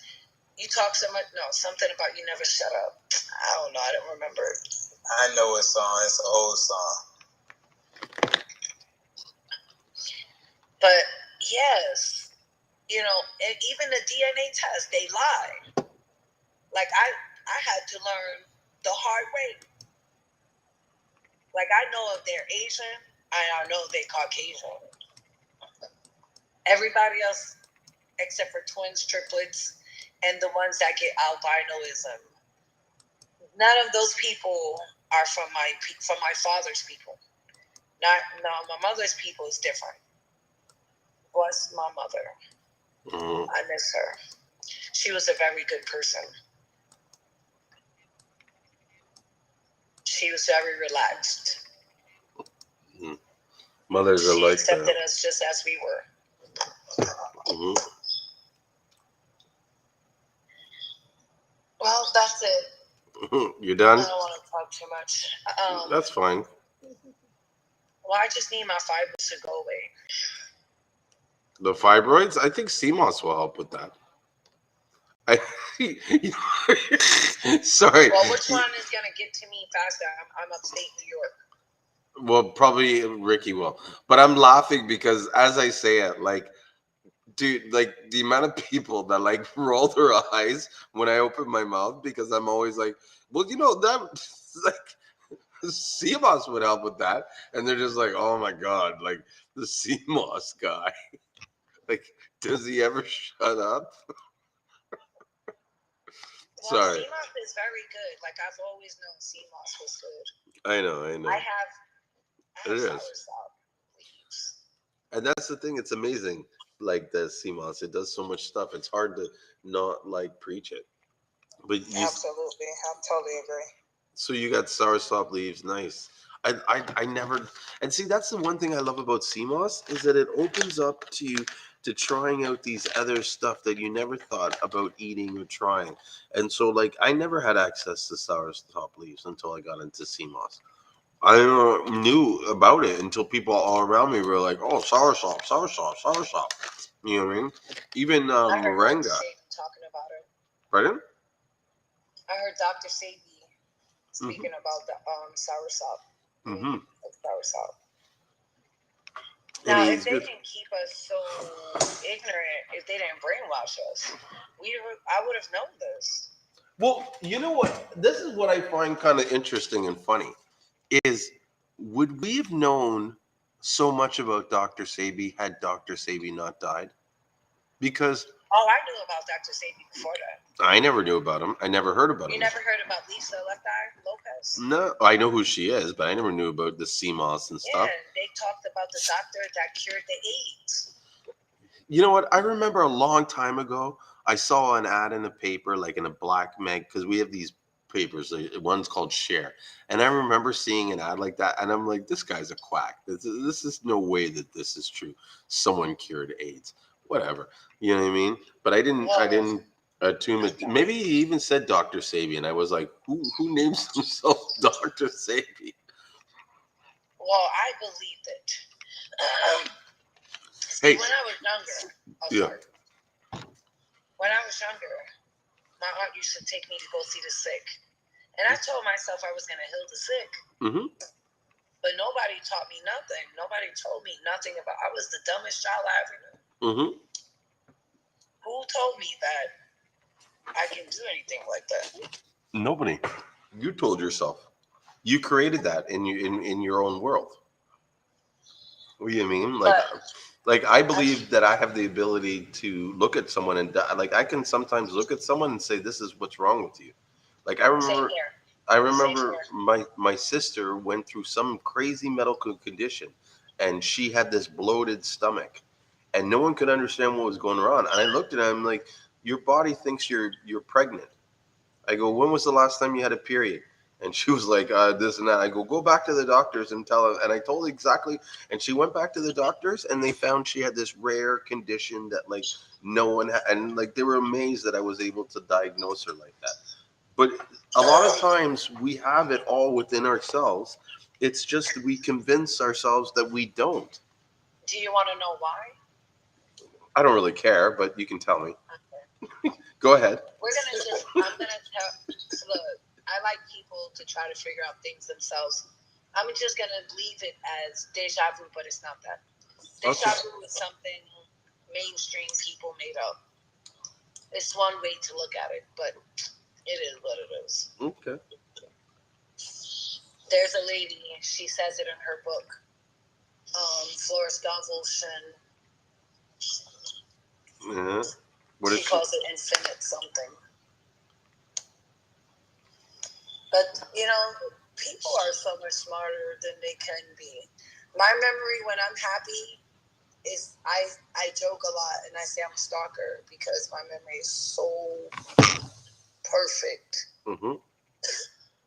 Like, I can look at something and not try to remember it and know. So, yeah, don't mean to interrupt you. Sorry, and I did because I just don't want to forget this thought. So you briefly said something and then we moved on. Were you talking about the infinite intelligence, and that's where I'm pulling the information from?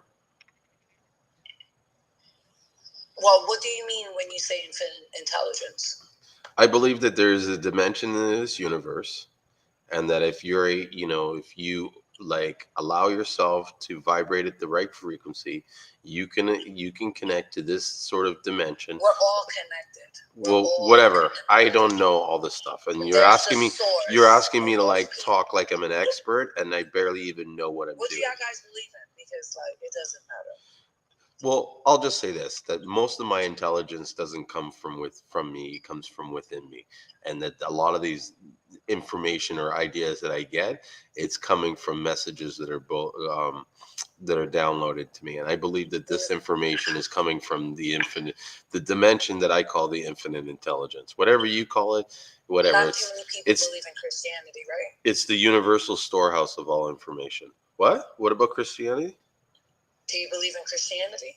I mean, what is Christianity?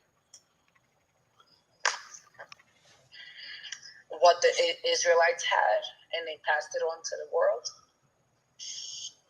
I believe that God gave a series of laws that one would call keys to the universe, and that if you study and understand these different rules and laws or principles, that you can then control the universe as God is meant to do it, and that you could create your own heaven on earth. I think that's what made me smarter. I'm not gonna lie to you. What, the Bible? Yes. Totally. There's things that are unlocking within the Bible, not even just the stories, but the grammar and the text. Even how you struggle to understand the language, it unlocks power within yourself. There's things about me that my sister and my brother don't possess.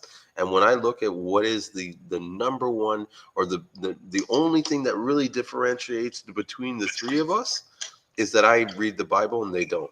They've never read the Bible. I don't think they've ever read the Bible. What is your background? I'm black, I guess. My dad's from St. Lucia and my mom's from Grenada. They never believed in King Selassie? I don't know. I never asked them. Hold on for a second. Okay. I mean, maybe my dad does, because he's like, but I wouldn't. Isn't the guy King Selassie? They do the. He's like the leader of the Rastas, the Dreads. Yeah. My partner's a Rasta. Oh, the Ras!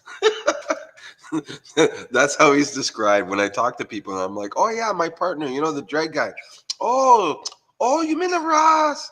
Yeah, man. Oh yes, he's a good man. Yeah, man. No. You know, no one can talk bad about that guy. Well, you sound like a really beautiful person. I try to be. I think that's really cool. Thank you. Every time I meet good people, I always wish I met more. Mm-hmm. Well, my mom taught me to always treat everybody just a little bit better than they treat you, and you will never feel like you owe anybody. See, I treat everybody equal the same way I would treat my mother, my father, everyone. Mm-hmm. But some people I might have avoided. I avoided my father. Mm-hmm. I'm not going to lie. He might have killed me. Okay. I don't know. When I was younger, he looked a certain way, and then when I saw him again, he looked different. And I said, that dude cannot come next to me. And he was, I don't know what his diagnosis was. Mm-hmm. He might have killed me. I don't know. I'm not a psychic. Mm-hmm. At least somewhere deep down, I knew the answer already. So I was like, this dude ain't coming next to me. You just felt that kind of vibe from him. It was just weird. His face was different. Maybe he was possessed, or maybe there was an energy. Like I truly believe that a lot of people that deal with like mental health issues, what's really happening is that they're being tormented spiritually. Yes, I am. Yeah. Yep, I am. That indeed. Yeah. That is why I cannot relax. And what's funny is when you speak to someone about it and you kind of confront them and say, this is what I think it is, they're like, yep, that's what it is. And I've gone. Not everyone knows, or at least at one point they didn't know. See, I work. Oh, sorry. I was going to say I work in the church, right? I've been what you would, I guess, consider like a church elder for like the last 5, maybe 6 years. Sunday or Saturday? So Sundays they have church. Okay.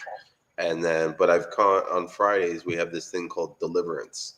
And so people come and they have deliver. And I've watched particular people come in who you could tell were no connection to the church or whatever. And they had like this energy and this aura about them. And then they go through this, I guess what I would call a ritual or practice where the pastor casts the demons out or the whatever energy. See, they can't do that. They're not supposed to do that. Why not? That's why you're supposed to read Matthew. Yeah. The Bible says something about the devils casting out devils. If God didn't give you permission to cast out no devil, people be like to me, oh, well, you need to go get that devil cast out. I'm not going to tell y'all nothing about the situation. Remember that? Mm-hmm. So I'm not going to talk about that. That's fine. That's fine. But I've told these people that I'm not going to go and play with that because I did start believing in voodoo. Like, I had a Muslim friend for like when I was in the 5th grade. Mm-hmm. She taught me about Bloody Mary. Yeah. She taught me about something. Yeah. Okay. And like coming to America is funny, right? So I lived in Canada. I live in Canada. I'm sorry. Where did you live in Canada? Montreal. Oh, Montreal. That's where all the crazy people live. For real? No, I'm just kidding. I'm like, man. I'm like, man, they're the nicest, craziest people I ever met. I'm just fucking. They were. I never got bullied except like I had one bully, and he was a tall black dude. Mm-hmm. And I was like, what? Not one. I was in like pre-K or something. He probably liked you. This dude wanted to be my bully. He probably liked you. That's what guys He usually was do. 12. He was in the 12th grade. And you were in kindergarten? Yes, that's nasty. Yeah, okay, that's a little odd. It's because I went to his side of the yard. Okay. He wanted to be my bully because I went to his side of the yard. Oh. So I went and got my cousin. She was short. She's shorter than me. Okay. And she handled. I don't know what she did, but she took care of it. I never went back to his side of the yard either. Well, hey. I ventured out. Could be problems, right? Well, it wasn't nothing much because Canada is so not like America. I know. I was telling someone that today. I had to kind of, because we were talking something about racism, and I was kind of like, I don't experience like the level of racism that other people have experienced. Like once in a while you have an issue, like, but it's like, it's almost like whatever. Is that even racism? That maybe the guy just didn't like me. You know what I mean? Do you speak French? No. You say you're from Toronto or something? Yeah, I'm from Toronto. Were you born there? Yeah, I was born there. Okay, no, there's nothing wrong with it. No, I know. I was born in Kings County Hospital in Kings County, Brooklyn, and I went there when I was about 1, and I left when I was 9. Montreal, Canada. So they made us speak French there. I would love to go back. It's going to be a long process. Yeah, definitely. Yeah, I have family there, but since COVID, I had a few chances to do it before that, and I messed up. So tell us more about Canada. What do you want to know? I've been to Toronto. Mm-hmm. I know that at the airport, is there 2 airports out there? Yeah, the one in the city and one in the out of town. Okay, probably the one in the city. Mm-hmm. I know they sell poutine there, which most places do. It's that brown sauce one, not this sauce that I had 2 days ago or something. Mm-hmm. And like a mango smoothie. Oh, and there was a lot of vending machines that had weed in it. I actually went to Honduras, and someone paid for me to go through Canada to come back here, just because I had missed Canada. Well, that's nice. Yeah, but they kept all my soursop. Like, they just went out of their way to try to piss me off. Yeah. And I said I was going to buy a lot of soursop. I should have. I messed up. Onions can actually take away my stuff, but I don't know. I've just been slacking. Your stuff? What stuff? All the fibroids. Oh. No, being I still have at least, I don't know how many I got left. I wonder if Seamoss is good for fibroids. I think they are. It should be. Anything that alkalines the body and have iron and helps the blood circulate. Mm. So how late do you stay up? It's like 1:30. Do you sleep? Oh, I do. I sleep at different times. Sometimes I can sleep all day. Yeah. You sound I've so just wide been awake. especially sad lately because, I have to. I'm like it's such a small town. They can choose not to give me a job. They can choose. There's one bike shop here. They didn't want to, give me business. They can choose to treat me like, ish. Mm. And then not find real good friends here, all that is not good. A lot of people, they're on crack. They only buy cigarettes, liquor, beer. I'm so glad. Crack. Yeah, drugs can be the problem. Be bad issue. Besides, wasting the body, that's all they have to offer me. It's like, wow. But most people know I don't do drugs, so.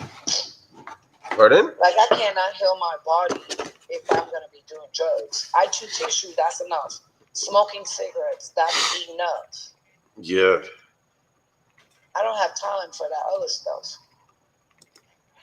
Facts. And the chewing tissue, I've been trying to stop that.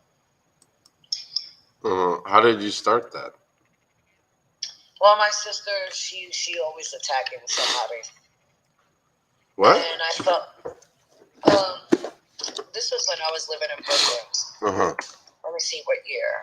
Like around 2012. I don't know, maybe 10. She's taller than me. She's bigger than me. I can't fight. Even if I don't believe in fighting. Yeah. But she would just harass me. And then eventually my other nephews and stuff started harassing me too. Just picked on you. So I started chewing tissue, and my mother told me about eating clay. And then that was And I started chewing a lot of tissue. Tissue paper. Mm-hmm. And then eventually I started doing the clay. 2012, 13. So it's not too long ago. I hope it doesn't make you real sick, though. The clay, as long as it's clean, as long as people, like, they don't got doodle hands, stuff like that. It doesn't have, I don't know what kind of, like maybe lead and that type of stuff in there. Otherwise, it doesn't make my body sick. Well, that's good. But tissue, it has a lot of chemicals in it. Yeah. It's like, why and it's tissue? been chewing at my teeth. Huh? So it's been eating away at my teeth. The tissue? So, sorry. The tissue or the clay? The tissue. Oh, wow. I never would have expected that. Because you're just chewing at it, right? I guess. Yeah, but it's treating. So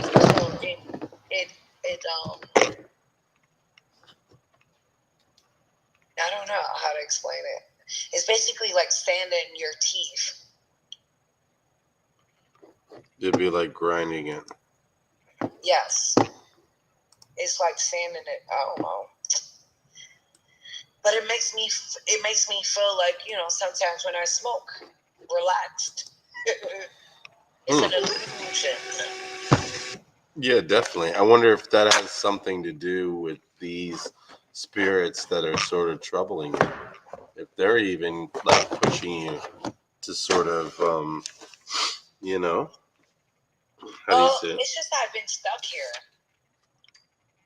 So my sadness is because I've not met people out here that wants to go nowhere and do nothing. Mm-hmm. And I did apply for a few jobs. They haven't hired me. What else? There's basically nowhere out. I bought a trailer for $75, and they never sent it to me. And I never got my money back. They wouldn't help me. This was before COVID, a few months before COVID, and they would not help me dispute it, get my money back, nothing. Wow. And I had purchased, I was super cheap. It was my fault. I bought a gas thing from China for $20, and he never sent it to me.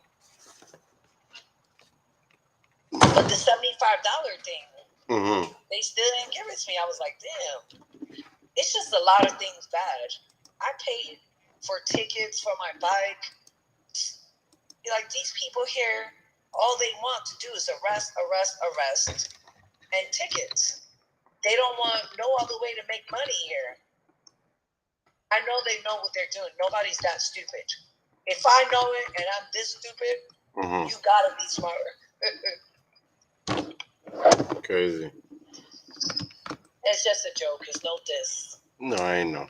I understand. I get it. But it's true. Like, no one is that stupid, right? No. Like, I'm sure they know how to make money other ways besides tickets and arresting people. True. Half of these brown people here probably went to jail by the time they were 17, 25. And when I first came here in 2015, I couldn't understand why I've never seen all these brown people that I see now. They're like hiding. They're here to just mix the fuck out. And that shit is driving me crazy. It's like, not be seen. Yeah, I don't know. It's a joke that I've heard. Okay. But it's true. Half of them is mixing out. Mixing out? What do you mean? They're mixing to white. Huh? They're mixing to white. They're mixing to white? Yeah. The brown people or the black people? I'm confused now. Okay. There's no such thing as brown people and black people. Okay. They're the same people. Okay, I agree. The people they call brown, okay, it's like this.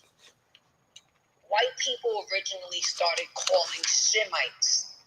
You know, the people that have twins, triplets, quadruplets, albinoism, you know, Jesus people, the people they call Black Americans.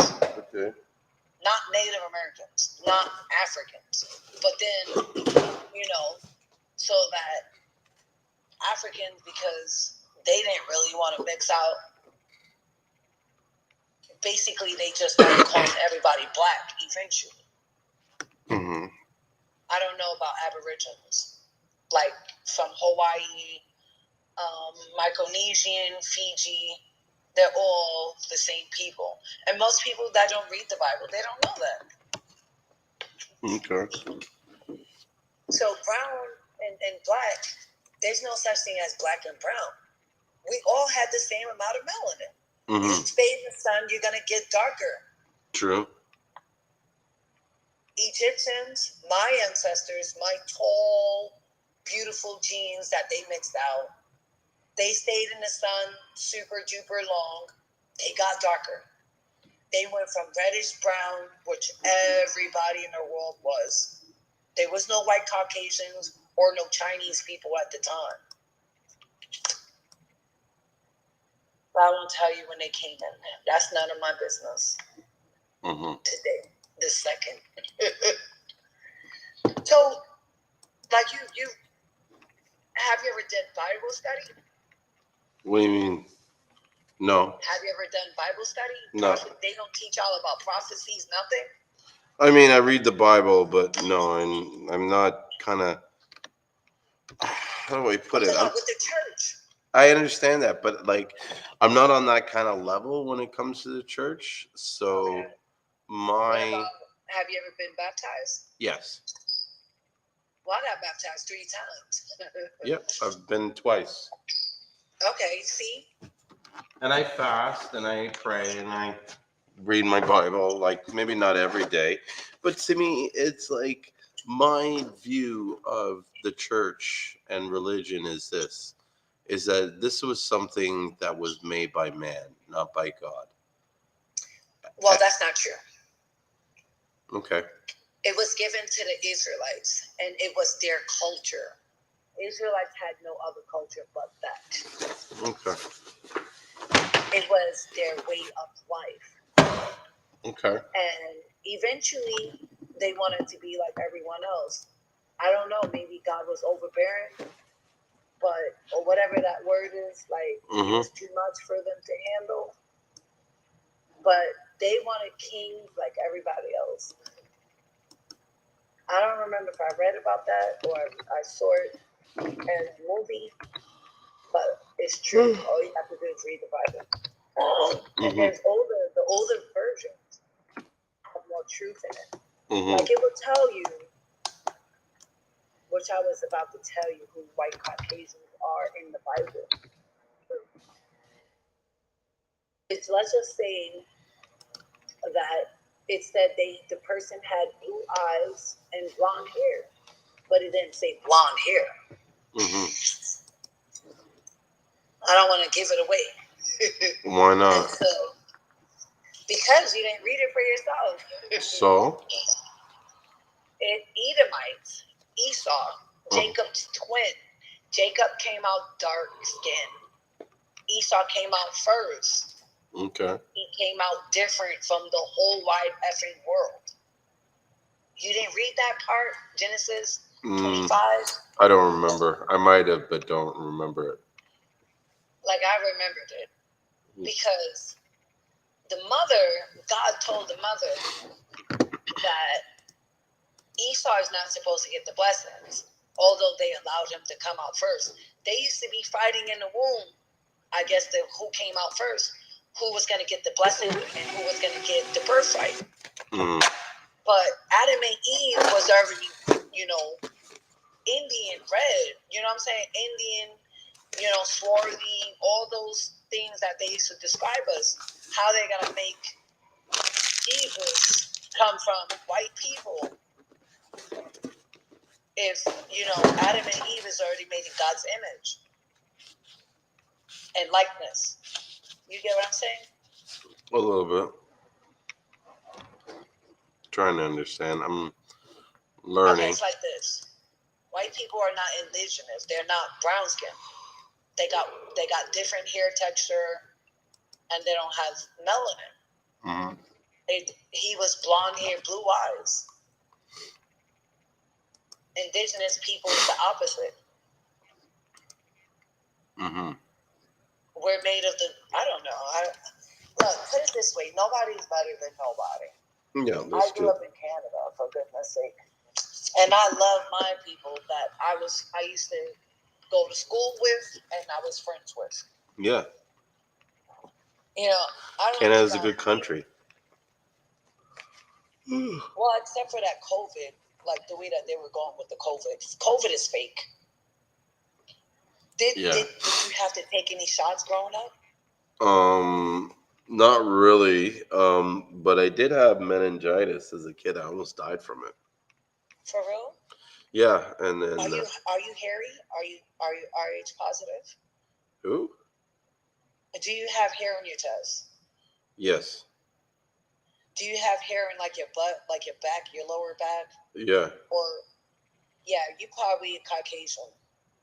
What? You're Caucasian. Oh, okay.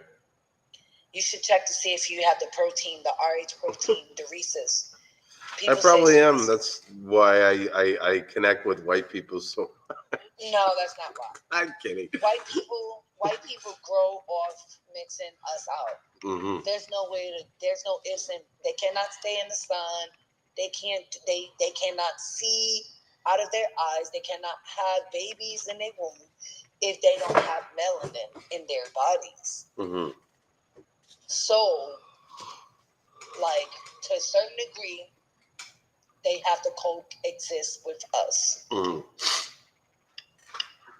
the beginning, they were super kind until they started growing, until, I don't know, I'm not sure where it went wrong. They just wanted to take over. They wanted to keep taking. And they're trying to take over Africa. Them and Chinese people is slowly creeping into Africa and going to try to do Africa like America. Of course, the whole thing is about corporate domination and basically money. And they're like, they're the majority. They're not the majority. You cannot walk around with my DNA mixing us out. Talking about you're the majority. But you know what? I'd love to stay and talk all night. Yeah, but I'm getting tired anyway. I gotta. It is. I'm yawning and Yeah, I still have to drive home from the warehouse. Like I'm at the warehouse right now. And so Wow. yeah, and then I gotta get up in the morning and I got a bunch of shit to do. I'm just thinking about that and it's just like Thank you for talking to me. no problem. It was my pleasure. I think I was meant to be here to Be a good support. Be yeah, a good yep, listening ear. yep. Listen. And then I love people from Canada. Mhm. But I wanted to speak to someone that spoke French. Yeah, Do I you know don't. anyone that speaks French? Yeah, a little bit. But I'll tell you something. There's a lot of times where people will see me do the strangest things, and like I don't know how to explain it, but it's almost like there's always a method to my madness or reasoning. Yeah. And like even tonight, like some people would be like, what were you doing? You just, stop the conversation. I felt like you came in here and you needed me to be there to listen to you. You know what I mean? And so See, I'm not lonely. I'm just bored. no, I never said you're lonely. No. Most people, I'm just explain. I always, since I was younger, I've always been like this. I always explain myself. Like most people try to make me feel that I'm lonely, but I'm just bored. Yeah. I've always been bored all my life. Okay. And I've always been super kind, but now I talk shit. So okay. Yeah. I'm not so kind as I used to be. Mm-hmm. But I'm not giving up. But I'm tired. I'm super tired. I can't do this. But that's why I got to get out of here. Yeah, you got to make a change. You know what I mean? I had the chance to go. There's a guy. He lives in Montreal, which my family still lives there. Mm-hmm. But the fact that he's a guy, he might want sex. He probably does. And what's going to be so messed up is me leaving my Section E, and then, like, I just don't want these people to be winning against me. I don't want to be in, like, a really messed up predicament. Then don't put yourself in one. That's why I didn't. Okay, so then like, if it's not one of my cousins to help me, then I can't do it. Yeah. But I wouldn't be able to live with them. But, will y'all guys do this? I've seen the Seamoss conversation before. Yeah, I do it every... I just don't usually try to talk. I do it every Sunday and Wednesdays. But see, that's even tells me more that, like, this is why you did it. This is why we were meant to talk. Because, you see it, you do this, but something pushed you today to make that move. And just like something pushed me to say, listen to her story. So I'm glad that you were able to have this platform to get out whatever was in your mind. You know what I mean? Yeah, I've always wanted to connect with people. Mm-hmm. But these days I've just been, I don't know, I'm conflicted because of what I'm going through. I feel like I'm a disease. So I want to stay away from people. Well, then, like, if you're a disease, staying away from people isn't going to cure yourself. It's just going to keep your disease. Well, not really. Go get help. I met a dude earlier, and I asked him if he drives. I'm like, I will pay you to drive me. I will try to find people to help me move my stuff into the thing. All I really needed him to do was drive me there. Mm-hmm. He was like, I forgot what he said about that. But he made it seem like he was different. He said, "Well, you didn't meet me yet." And then when he texts me, I called him. He wants a relationship. Okay. When I told him all I want was friendship. So how are you different if you're like everybody else? Good point. He's not. He just said he was. Yeah, he claims he was different on the bus. He's like, "Well, you didn't meet me yet." Mm. I was like, "Word?" I was like, "Well, let's see." Is it that easy? I'm gonna use that line next time. Next time somebody try to talk to a girl and she gives me stuff, I'll be like, "Well, you haven't met me yet." I'm like, "Oh, word, all right." Well, I love talking to you, and I don't want to keep you for too long. No, I'm falling asleep, to be honest with you, and I get up early in maybe the morning. Maybe next time I'll be quiet. Yeah. No, But- Don't feel like that. You did what you felt like doing. You know what I mean? And I hope you. But I want to enjoyed buy it. the Seamoss, and I want to buy Seamoss pills and the Okay. Seamoss gel. Then I can put it in my tea. Yeah. So And maybe y'all can give me ideas of like making porridge, like Dr. Sabi used to do. Sure. And different things. Yeah. I know Seamoss Hills. Seamoss Hills. Yes, like I had bought. Oh, heels. Yes, heel. Okay, I pills. bought like a Seamoss or something. I don't know if it was Bladderwhack. It was Seamoss, but I put it. It was the powder. It was from It was from the fig tree. From Dr. Sabi's ex-wife, and it just did not taste or smell good. I put it in my lotion. It was healing my skin like the next day. Wow.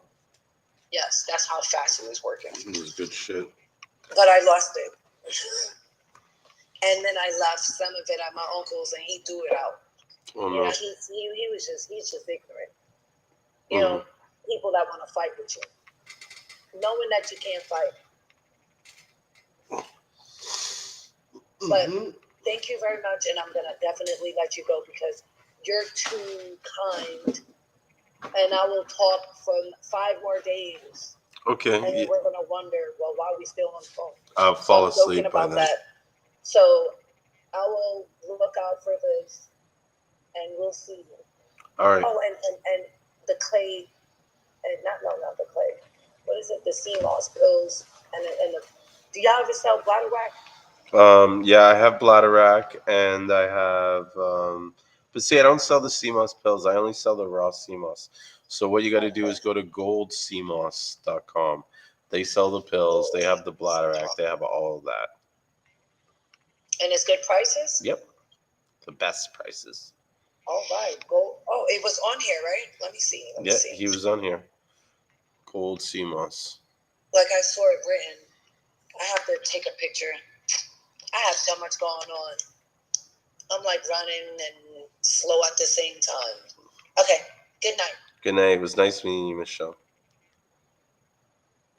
All right, guys, it's getting late. I am tired. I was falling asleep while she was talking. So let's get out of here. And thanks for joining us. That was an interesting conversation with Michelle there. Yeah, man. See you guys on Sunday. Actually, there is a good. Well, this is the thing. Actually, actually. So next Sunday is going to be a special episode because I will be doing the live stream from St. Lucia. Now, there might be a chance that I won't be able to get on all the platforms given that I might have limited devices with me. So we'll see how it goes. But if it all works out, I'll be in St. Lucia. Yeah. Well, I will be in St. Lucia, but I'll be doing the live stream from there. And good night, Khaled. It was nice. Thanks for listening. Take care, everyone. And don't forget to take your Seamoss. Boom, bam. How do I end this? Over there.